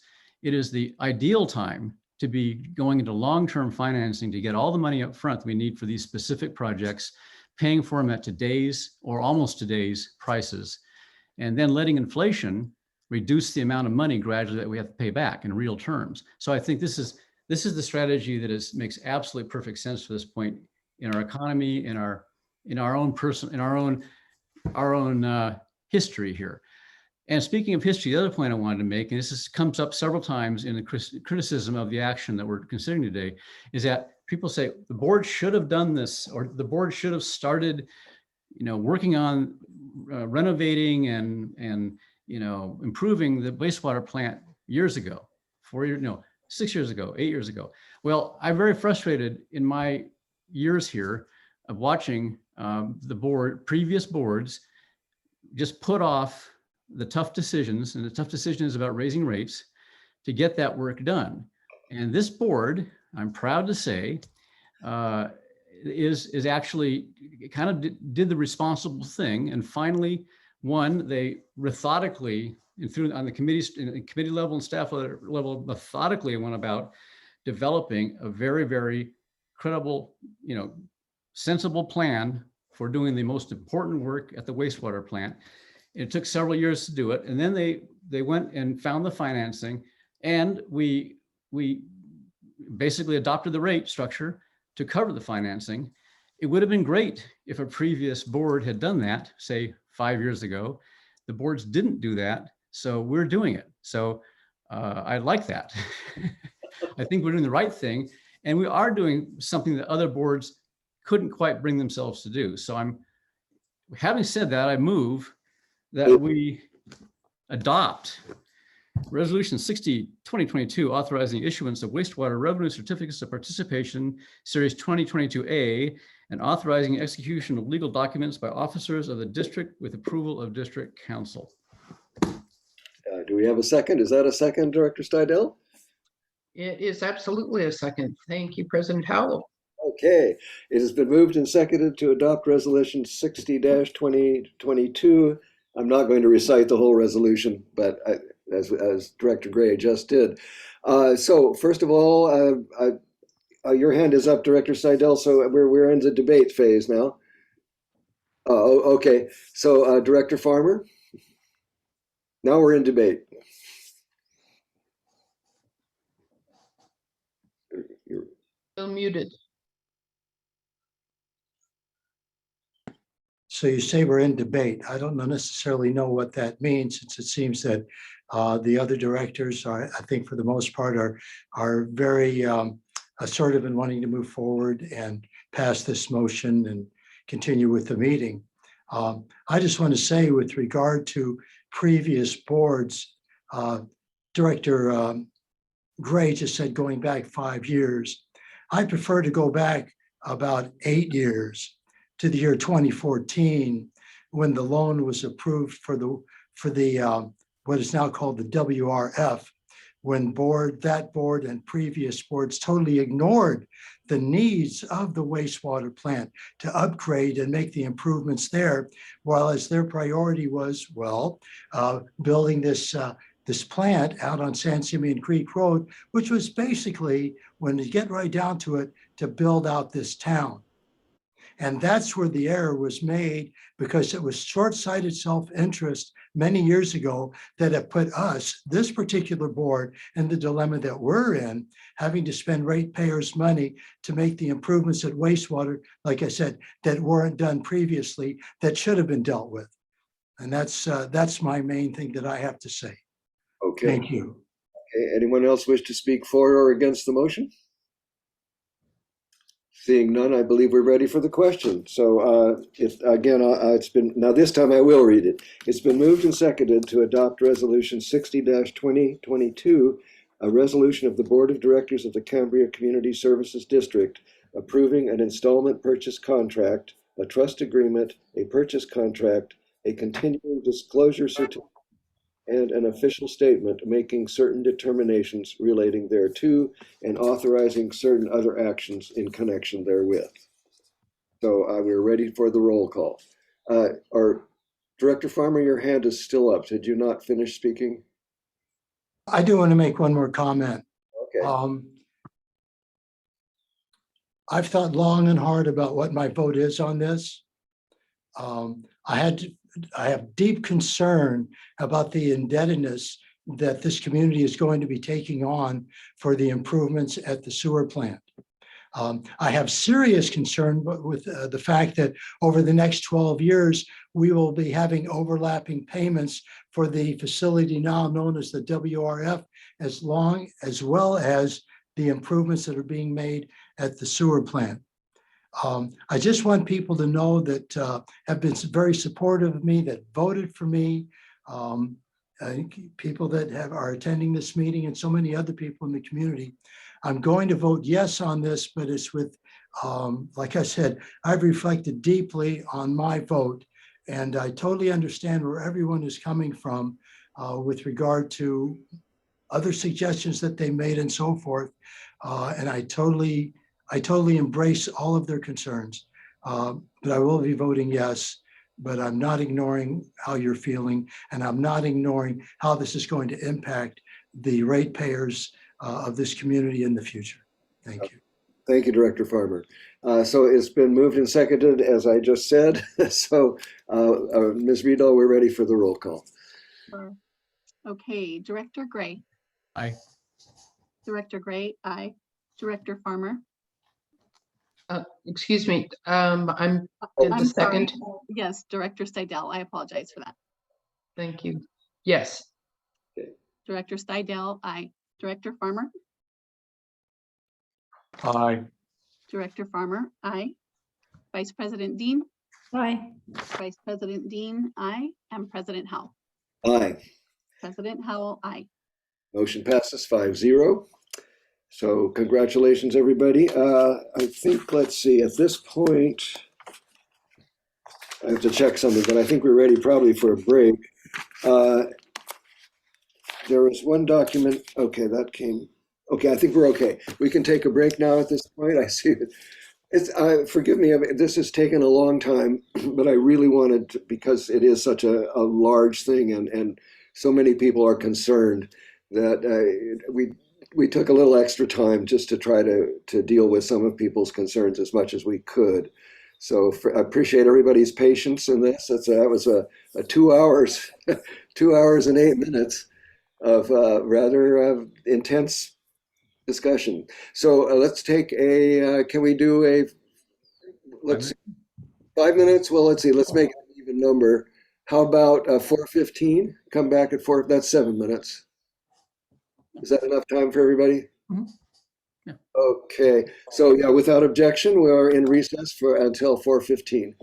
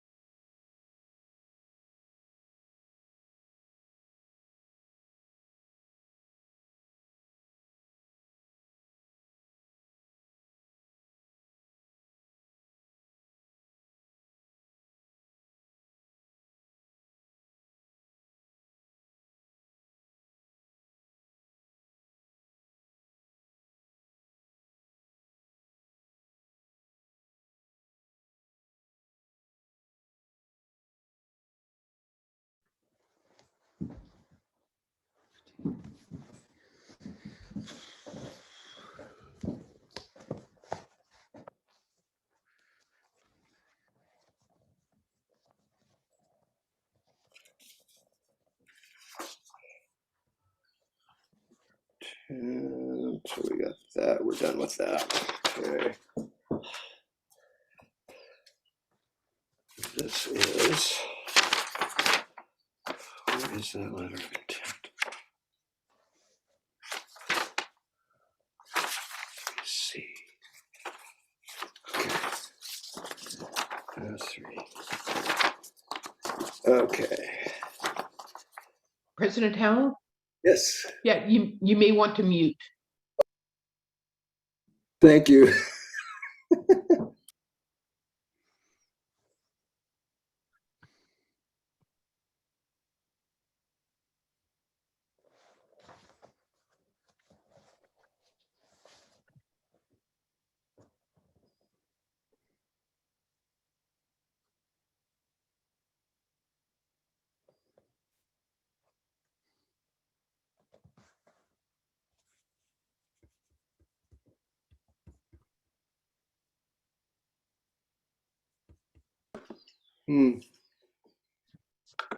It looks like Director Farmer has dropped out.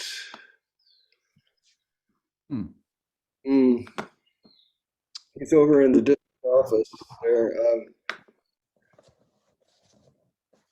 Oh yeah, Jim Weigel, yeah. Yes, Director Farmer's next door. His battery is running low on his laptop with no power cord. So we're going to be transitioning him to the conference room computer, but he can jump in with me in this office. But he still has power there. So I'm not sure why he's disconnected there, but we'll get him back up on his computer in a minute. Okay. Let's go ahead and give him a chance here while we're waiting.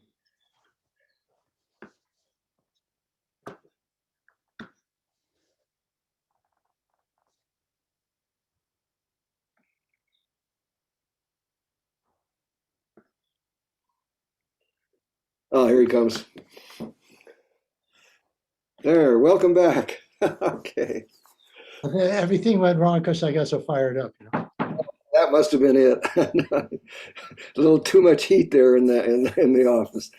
But no, thank you. Okay, I think everybody's back. I believe everyone is here. Let me double check. Yes, we're all here. So let's commence again. We're back in session, and we're ready for item 3B. And this is discussion and consideration of adopting Resolution 61-2022, approving a revised debt management policy and disclosure policies and procedures. So Jim Weigel, I think the floor is yours. Yes, thank you, President Howell. Agenda item 3B is a continuation of the financing package. The subject is discussion and consideration of adoption of Resolution 61-2022, approving a revised debt management policy and disclosure policies and procedures. Staff recommends that the board adopt this resolution approving the revised debt policy management policy and disclosure policies and procedures. So as part of our financing, we have to update our debt management policy and disclosure policies and procedures. So the CSDA finance team has looked over our existing policy and recommended a couple of changes, the most significant of which is reducing the current level of 1.85 debt service coverage ratio to 1.4 as outlined in the staff report. And Mr. Alex Handlers can talk to that as well as our debt finance counselor as well. Okay, well let's move then. So Mr. Handlers, let's start with you, and then that will be our debt finance, which would be, I need to remind me who we're working. That would be would that be Alex, okay. That'd be Albert Reyes. Albert, okay, good. So, Mr. Handler's first and then Mr. Reyes. Yeah, I mean, I kind of mentioned earlier, this is just for resolution, we're just talking brief summary of this resolution 61-2022. Okay, yeah. Yeah, I mean, the debt management policy, again, this is something the district's always had. It needed to include some additional components to meet the new California government code requirements. So Albert did a good job of merging those two together to make sure you meet anything. And even this change, it's just a target that used to be a target of 185. Now the goal is to target, something more reasonable, 140. And the other thing was just the disclosure policies and procedures, just to make sure you're keeping up with the requirements. Because in the future, if there's ever, certain issues that come up, the district's supposed to be disclosing them. And each year you're going to have an annual disclosure report to file as well. And there's going to be more discussion with district staff about that as well. So that's it. Yeah, this is just some standard stuff. Okay. So. Mr. Reyes, would you like to add to that? Yeah, I mean, that was the reason why we're doing this now, and it's in connection with the financing and to comply with the Government Code Section 8855 that went into effect, I think in 2018, but actually it's 2017. But this is the district policy, and the district is allowed to amend it, revise it, do whatever it wants with the policy in the future. It's not set in stone.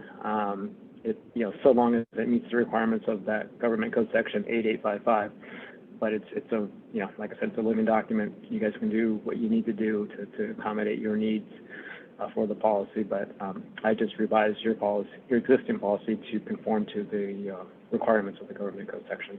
And as Alex mentioned, the only major change was the reduction from 180 to 140. Okay, thank you. So let me see. This is first for clarification, and then we'll go for public comment and back for debate.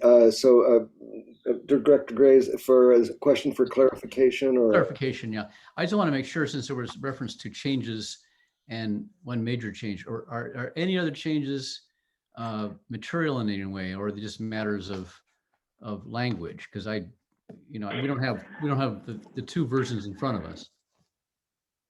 Oh, right. I did. Yeah. So I did send a red line over to district staff showing the changes made, comparing the existing policy to the new policy. They did have reviewed those, and like we mentioned, the only major change was from your existing policy was the reduction from to 140. Everything that was in your existing policy was brought forward to this policy. So there's nothing you're losing in terms of what you guys have already have reviewed and I guess agreed to when you adopted the previous policy. The only thing I did was, like I said, incorporate some things that needed to be added to the policy that are required by the Government Code Section. But staff does have that red line that shows the changes, and I suppose you guys can request from them if you need to see it. But like I said, this is also a living policy that you guys can make changes to after, if you guys approve it today, after approval. You can do it at any meeting you want. So it's nothing set in stone. Okay, thank you. So presumably we can make changes, and we will have the necessary advice if we don't want to go backwards or change it so that it doesn't conform. So that's my understanding, is that basically it's our policy, but basically beefed up a bit. Would that be a correct statement? That would be correct. Yeah, like I said, just because the Government Code Section added some additional requirements for public agencies to have in their debt policies, and I think to go through that right now is going to take another hour. The government code time. I don't think we have the capacity for that. But staff does have that red line and the changes. If board members do want to like I said, review it. So maybe at a later date or something we wish to. Yeah, exactly. And then at a later date, if they see something they want to really address, they can do so at a future board meeting. Thank you. So if there are no further questions for clarification from the board, I see that we have some public comment. So let's take the public comment, then we'll come back for discussion and vote. This will be Mike Lyons, please. Hello again. I'll be real quick here. Under the heading of disclosures and policy, this might be way off base, but it's worth considering. When I was serving on the Resources and Infrastructure Committee and later on the policy committees, I was required by the CCSD to sign a statement that there was no conflict of interest there. And I'm wondering, since you're going to be asking members of the public, including Cambrians, who invest in these bonds, let's call them bonds if you don't mind my using that term for the moment, you certainly don't want to preclude people who may have bought some of the bonds from a claim of conflict of interest if they want to serve on any of these committees or indeed on the board. So I wonder if you have a policy on that or a policy change on that. Thank you, Mr. Lyons. I'm going to go with that and let's ask council for an opinion on this. If someone were to buy one of these revenue bonds and then later want to serve on the board, would there be a conflict of interest there? There's no legal conflict at all in terms of that happening, because there's nothing really that, how do I put it? As far as I know, there's no legal conflict. You know, I think it's more. I've never heard of the situation where a board member has, joined the board after an issuance of bonds and then is also invested in them. I just don't know of a situation like that. But at the same time, I'm not aware of anything legally that prohibits a board member from investing in its own, investing or purchasing bonds from its own, district or a public agency. Maybe Tim, I don't know if he knows anything in the statutes, but legally I'm not aware of anything. Thank you. Mr. Carmel, do you have anything to add to that? I tend to concur. I'm not aware of anything. It may be an appearance of impropriety issue, but I don't think it's a legal conflict. So my take on that then is if this were an issue, this would be something where the board might want to set some policy or other. I assume if there's something that's going to be a major conflict, that board member would abstain from acting, or making a decision on that. But not certainly not from prohibiting anyone from being a board member. Thank you. Sorry, folks. Didn't really mean to get the back and forth going here, but Mr. Lyons' question was, I did felt like we needed to have some knowledge there. Director Seidel. I think really what it boils down is to materiality. Yeah. I mean, a one or two purchases of a COP on a base of $12 million, you'd have to be an institution, picking up $5 or $6 million to probably create any kind of materiality or conflict. Yeah. Okay. Thank you. Yes. So thank you, Mr. Lyons, for your comment. I see Ms. Dickinson has a comment. Thank you, President Howell. So I'm not sure, I'm a little confused with everything that's going on as far as the order, because I was taking a couple of calls. But in the general manager's opening comments, he said something that I'd never heard before. And I don't know that it was ever brought up. And that was that the Regional Water Quality Control Board has some issues with the wastewater treatment plant, and that he said they're holding off on taking action. So I called the regional board, and James Bishop was out on September 28th of 2021 to do his compliance inspection of both the wastewater treatment plant and the EWS. He was not made aware of any of these CIP issues. The biggest issue that came up was the amount of salts apparently our district generates twice the amount of salts that are, so they're out of compliance with that, but that would require the district notifying Cambrians to eliminate water softeners, because the salts are what are a big part of the problem. And so that was the only issue that was brought up, and he sent me his report. So I'd like to know what was meant by the reference to the Regional Water Quality Control Board holding off on taking action regarding the CIPs, because they're not mentioned at all. And so I talked to two people at Regional while this meeting has been in process, and I find it really strange that this was mentioned. I never have heard that before in all of your meetings, discussions, that the regional board had issues with certain components of the wastewater treatment plant. So I think, I'm going to say this is premature. Please don't vote on this thing today. Don't. You're getting this town into one heck of a mess. And the question of the regional plant, whether that would be allowed, I guess that was answered maybe while I was off of the screen. Is that indeed, in fact, because regional wants to know about that, whether this would preclude you being involved, the CCSD, in a regional wastewater treatment plant with other stakeholders. Okay. They said they want to know that. So I hope you have that down, Pat. Thank you. Thank you, Ms. Dickinson. Okay, we have Karen Pearson, please.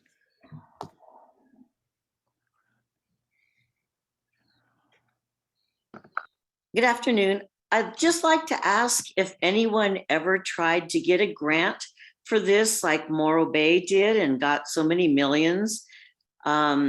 I haven't heard anything about that. Could you speak to that, please? Okay, well, thank you. Okay, we're really not in discussion here, but if it's a legitimate question. I'm looking at the time. I don't think we're going to get into debate. You can, and to Ms. Dickinson also, or Director Steidel, did you want to weigh in somewhere on that? Yeah. The available, I thought that I had, okay. Good, yeah. Finally is unmuted, all right. Yeah, one of the basic differences is that Morro Bay is a city and we are a special district, and that the criteria of application of how you go about getting monies is very different between cities and special districts. And to some extent, CCSD carries an additional burden as a special district because we are not a disadvantaged community. And generally, the kinds of things that are offered in what was referenced by Ms. Pearson to special districts is normally directed towards disadvantaged communities. Thank you, Director Steidel. And Ms. I hope that answers your question. Yes, Mr. Dienzo. Yeah, thank you, President Howell. I don't think it's germane to this particular board item. No, it isn't. About Ms. Dickinson's comments, but if that needs to be clarified, I can clarify it, but it's not really germane to this board item. So. No, it isn't. I was going to say that we've been advised that it would not prevent us from joining a regional effort as long as we're providing the service and we're collecting the rates. So I hope that will satisfy her. Okay, any other public comment before we move on?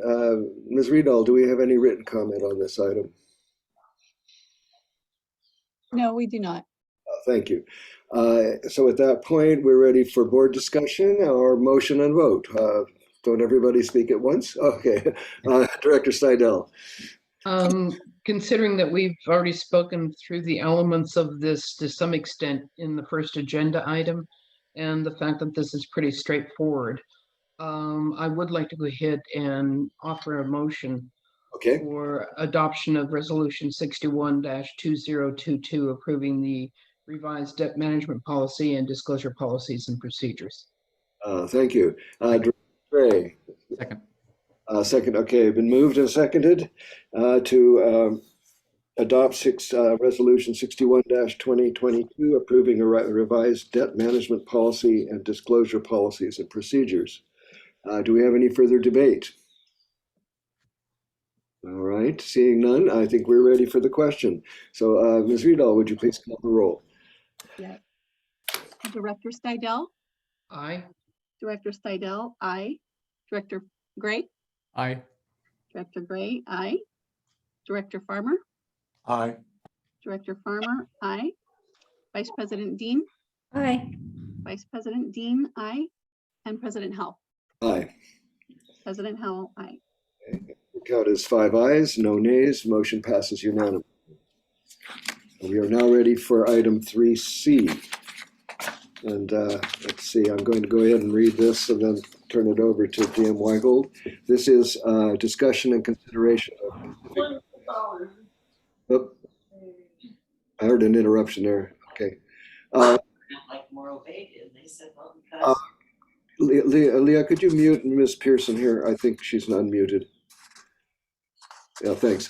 Okay, so this is discussion and consideration of Pacific Gas and Electric's work order and letter of intent for implementation of the Sustainable Solutions Turnkey Project. So GM Weigold, the floor is yours. Thank you, President Howell. Agenda item 3C, as you mentioned, staff recommends that the Board of Directors approve the PG&E work order to implement the SST project and authorize the general manager to sign a letter of intent to commence that work. So we've attached the updated IGA report from PG&E, as well as the work order that outlines the work to, it's essentially the execution part of their original master contract. So this directs staff to work with PG&E to execute that line item list of work. And the team from PG&E is standing by also for any questions.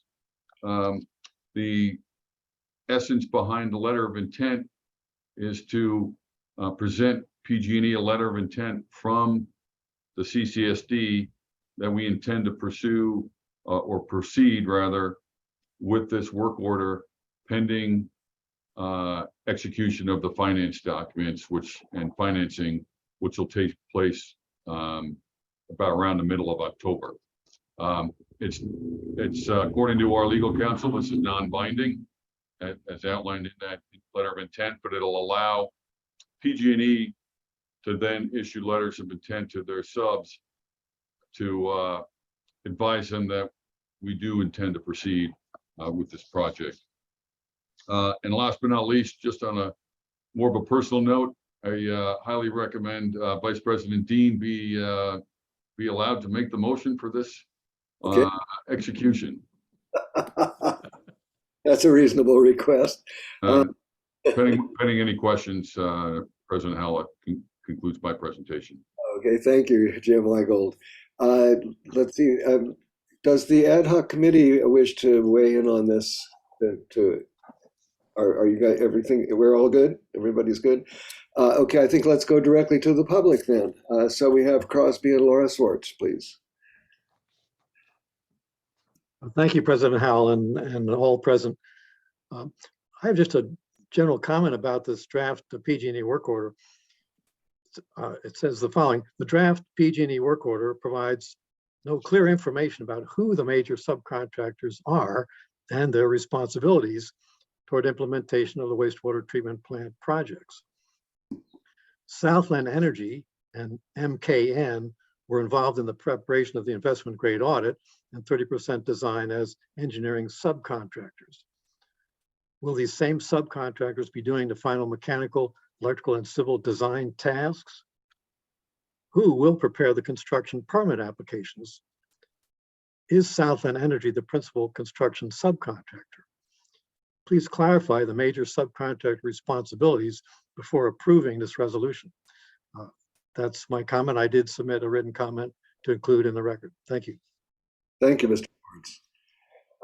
Yes, I think maybe, well, first of all, do we have any other public comment? And then I'm going to ask for perhaps an answer. Okay, seeing none, is there someone from PG&E who could perhaps respond to Mr. Swartz? Yes, good afternoon. This is Nick Burke from PG&E. Welcome, Nick. Thank you. Thanks for having me. Yes, to continue on, Southland Energy is our prime subcontractor on this important work for the services district. They are also standing by Ken Robinson, Brent Patera, who's familiar to many of you. And so they are our prime subcontractor on this important work. Okay, thank you, Mr. Burke. Mr. Patera or Mr. Robinson, would you wish to speak a little bit here? You don't have to. Looks like Mr. Patera may be coming in. Well, I did just want to, I've been here patiently listening along and attending, so I just wanted to thank you for the time, acknowledge all the folks in this room and others that have put in all this time and say the last 4, closer to 5 years. I guess the short answer that I will give kind of on behalf of the team is that we will continue with Southland. If you look at the IGA report, and I believe it's been in there since the November version that was publicly discussed, that the subcontractors are actually named, the major subcontractors are named. And I think the key point here is that MKN, whose principals have been with the district for many, many years, will continue to be the design consultant to finish up the drawings. Just so everyone's aware, the IGA at a minimum produces 30% drawings or 30% design.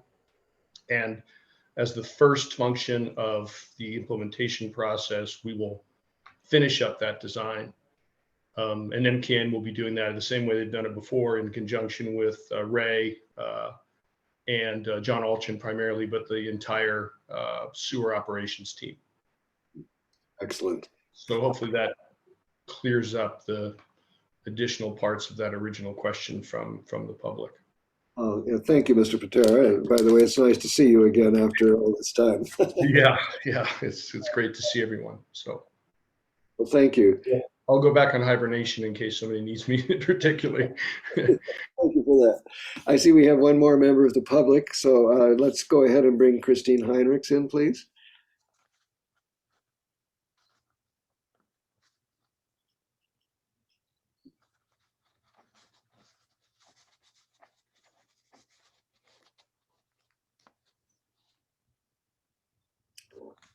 Thank you. Welcome back. Yeah. Trying to get clarified here. Yes, Cambria on this work order, this commits to this plant we now have. Cambria needs to consider alternatives. The rate of increase in smaller loans could finance improvements along the way, giving the district more control over its future at lower cost. Cambria appears to be an ideal location for lagoons and treatment wetlands, which might also help restore the aquifers and benefit wildlife. Treatment wetlands are in operation in cities larger than Cambria. They also cost less than traditional methods. Mr. Handler's mentioned the hundreds of thousands of dollars that will be paid interest only in the first payments. Why would the district not simply pay this money for the improvements and avoid paying these large amounts of interest? If this funding is approved, I ask for assurance that this money will be adequately tracked and spent on the designated projects. I do not wish to return in 5 or 8 years and get the same response the public got on tracking costs of the EWS, SWS, WRF, that the district is unable to provide a full accounting, which was then done individually by President Howell and Director Farmer. They did an excellent job, but that's no substitute for keeping track of the money along the way. I remain concerned about the amount of this loan, the 30-year term, restrictive terms that could prevent Cambria from seeking other solutions, and the eventual outcome. It is not the most thoughtful and responsible solution for Cambria. Please defer action on this until the public and the board have a clearer picture of this proposal and alternatives. Thank you. Thank you, Ms. Do we have any additional public comment? I'll wait just a moment. So Ms. Riedel, while we're waiting, do we have any written comment? Okay. I see your head, you're muted, but I saw your head shaking. That's good. There is no written comment. Sorry. Okay.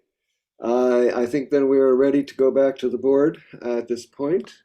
So the motion has been to adopt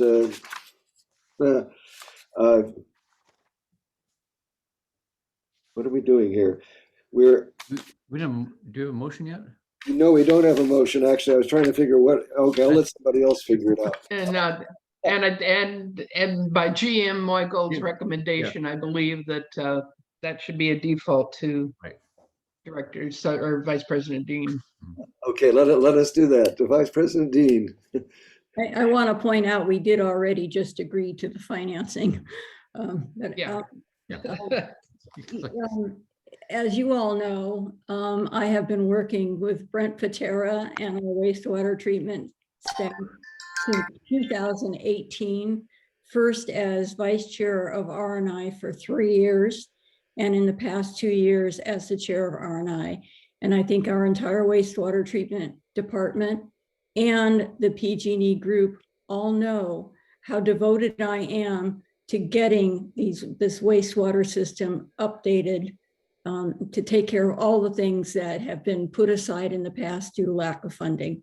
It's very important we get this wastewater treatment plant back up to snuff to continue working for at least the next 30 years, if not beyond.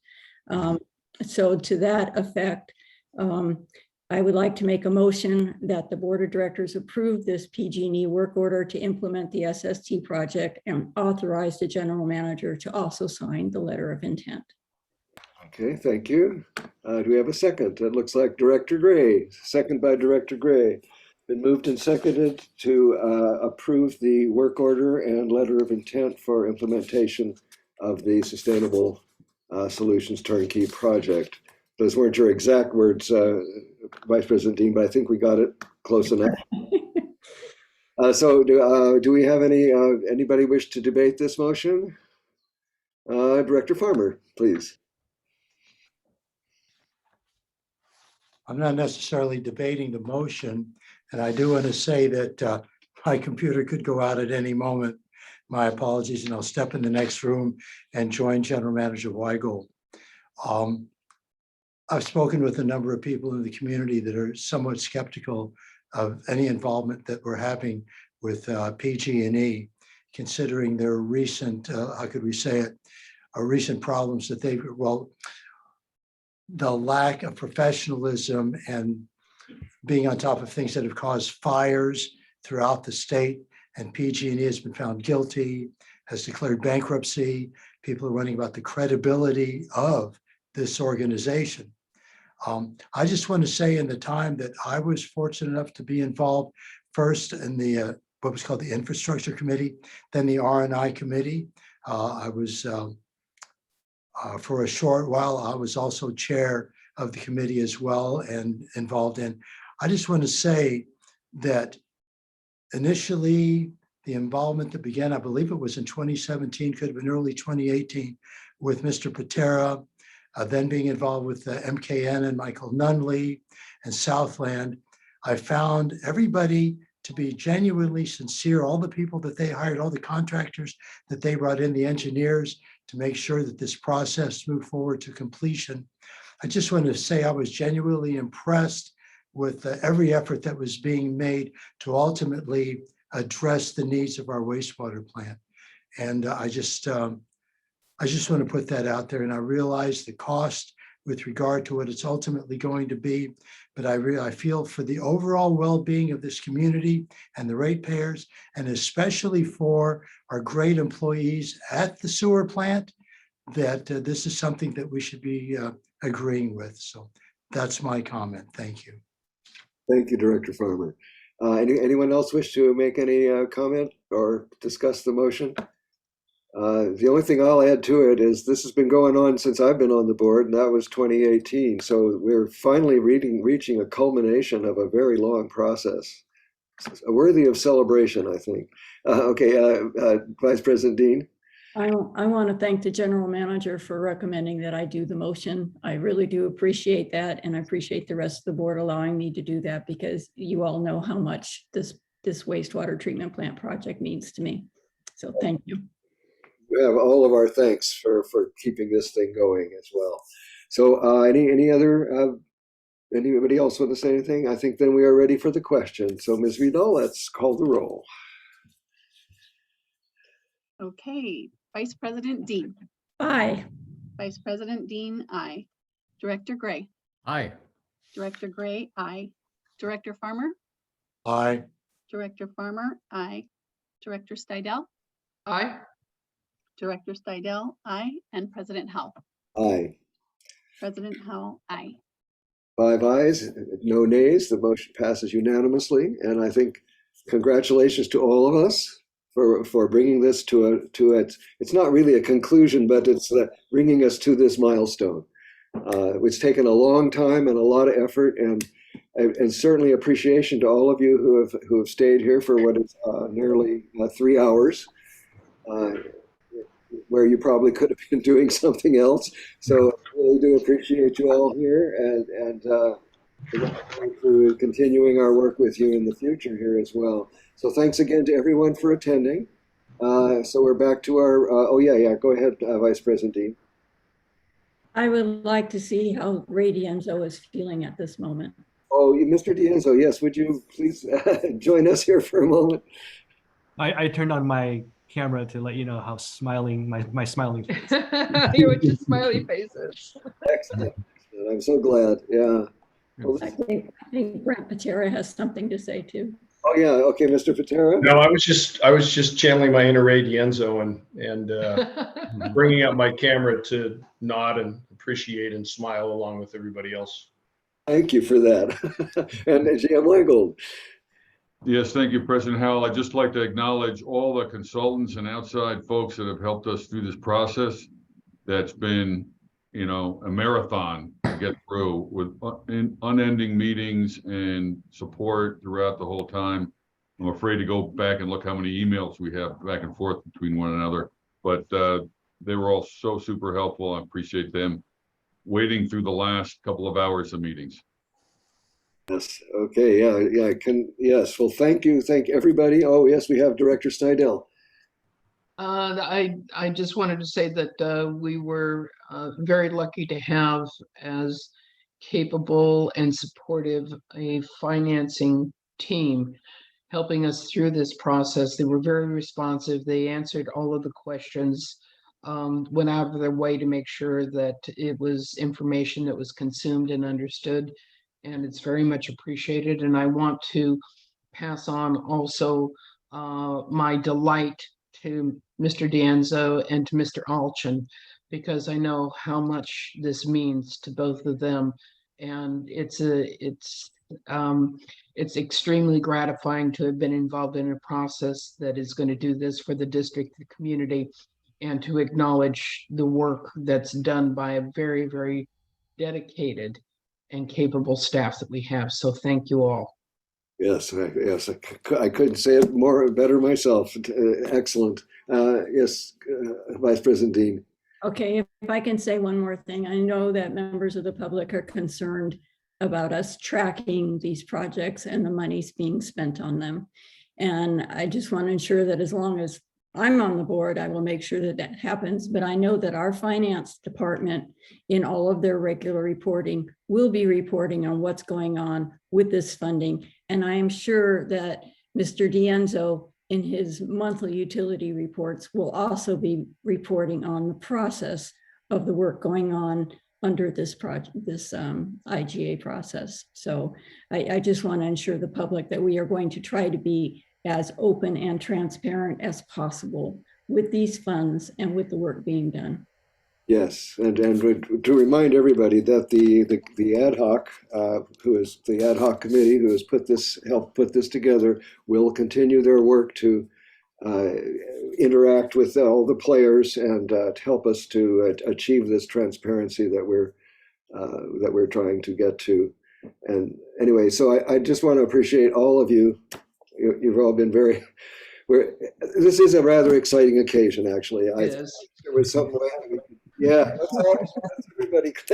Indeed, exactly. Yeah. Good job, everybody. So thank you all. And so I guess we'll see you all. I do see a person named John. I'm wondering if it's John Alton. Could you bring John in, please? Yeah, John.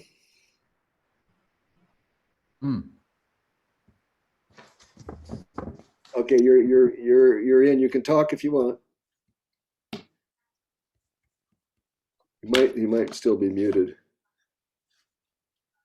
There he is. Okay. Well, I can see your hand, John. He must not be hearing. He may not be able to hear.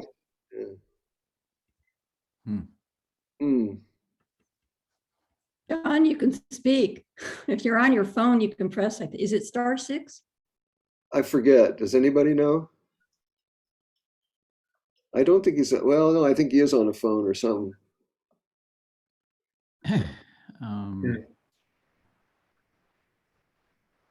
So John just sent me a message. He has an audio, unfortunately. So yeah, he did want to express his appreciation, but he doesn't have audio. So well, thank you. Thank you, John. It's okay. We can hear his yelling from here. Yeah, our appreciation back to John for his patience with us all. And because when I first talked to him when I took office, this was on his plate. He was trying to get this through. Well, finally, it's happening. So congratulations, everybody. At that point, I think we're close to getting to our statutory limit here. So let me say goodbye to everybody and looking forward to Vice President Dean will be on vacation at our next meeting, but we'll try to keep everything afloat while you're afloat. So literally, yeah. Literally afloat, yes. Everybody, and I look forward to seeing you at our next gathering. And thanks to the public for patiently. Thank you, everyone. Thank you, everyone. Thank you, everyone. Bye. Bye-bye.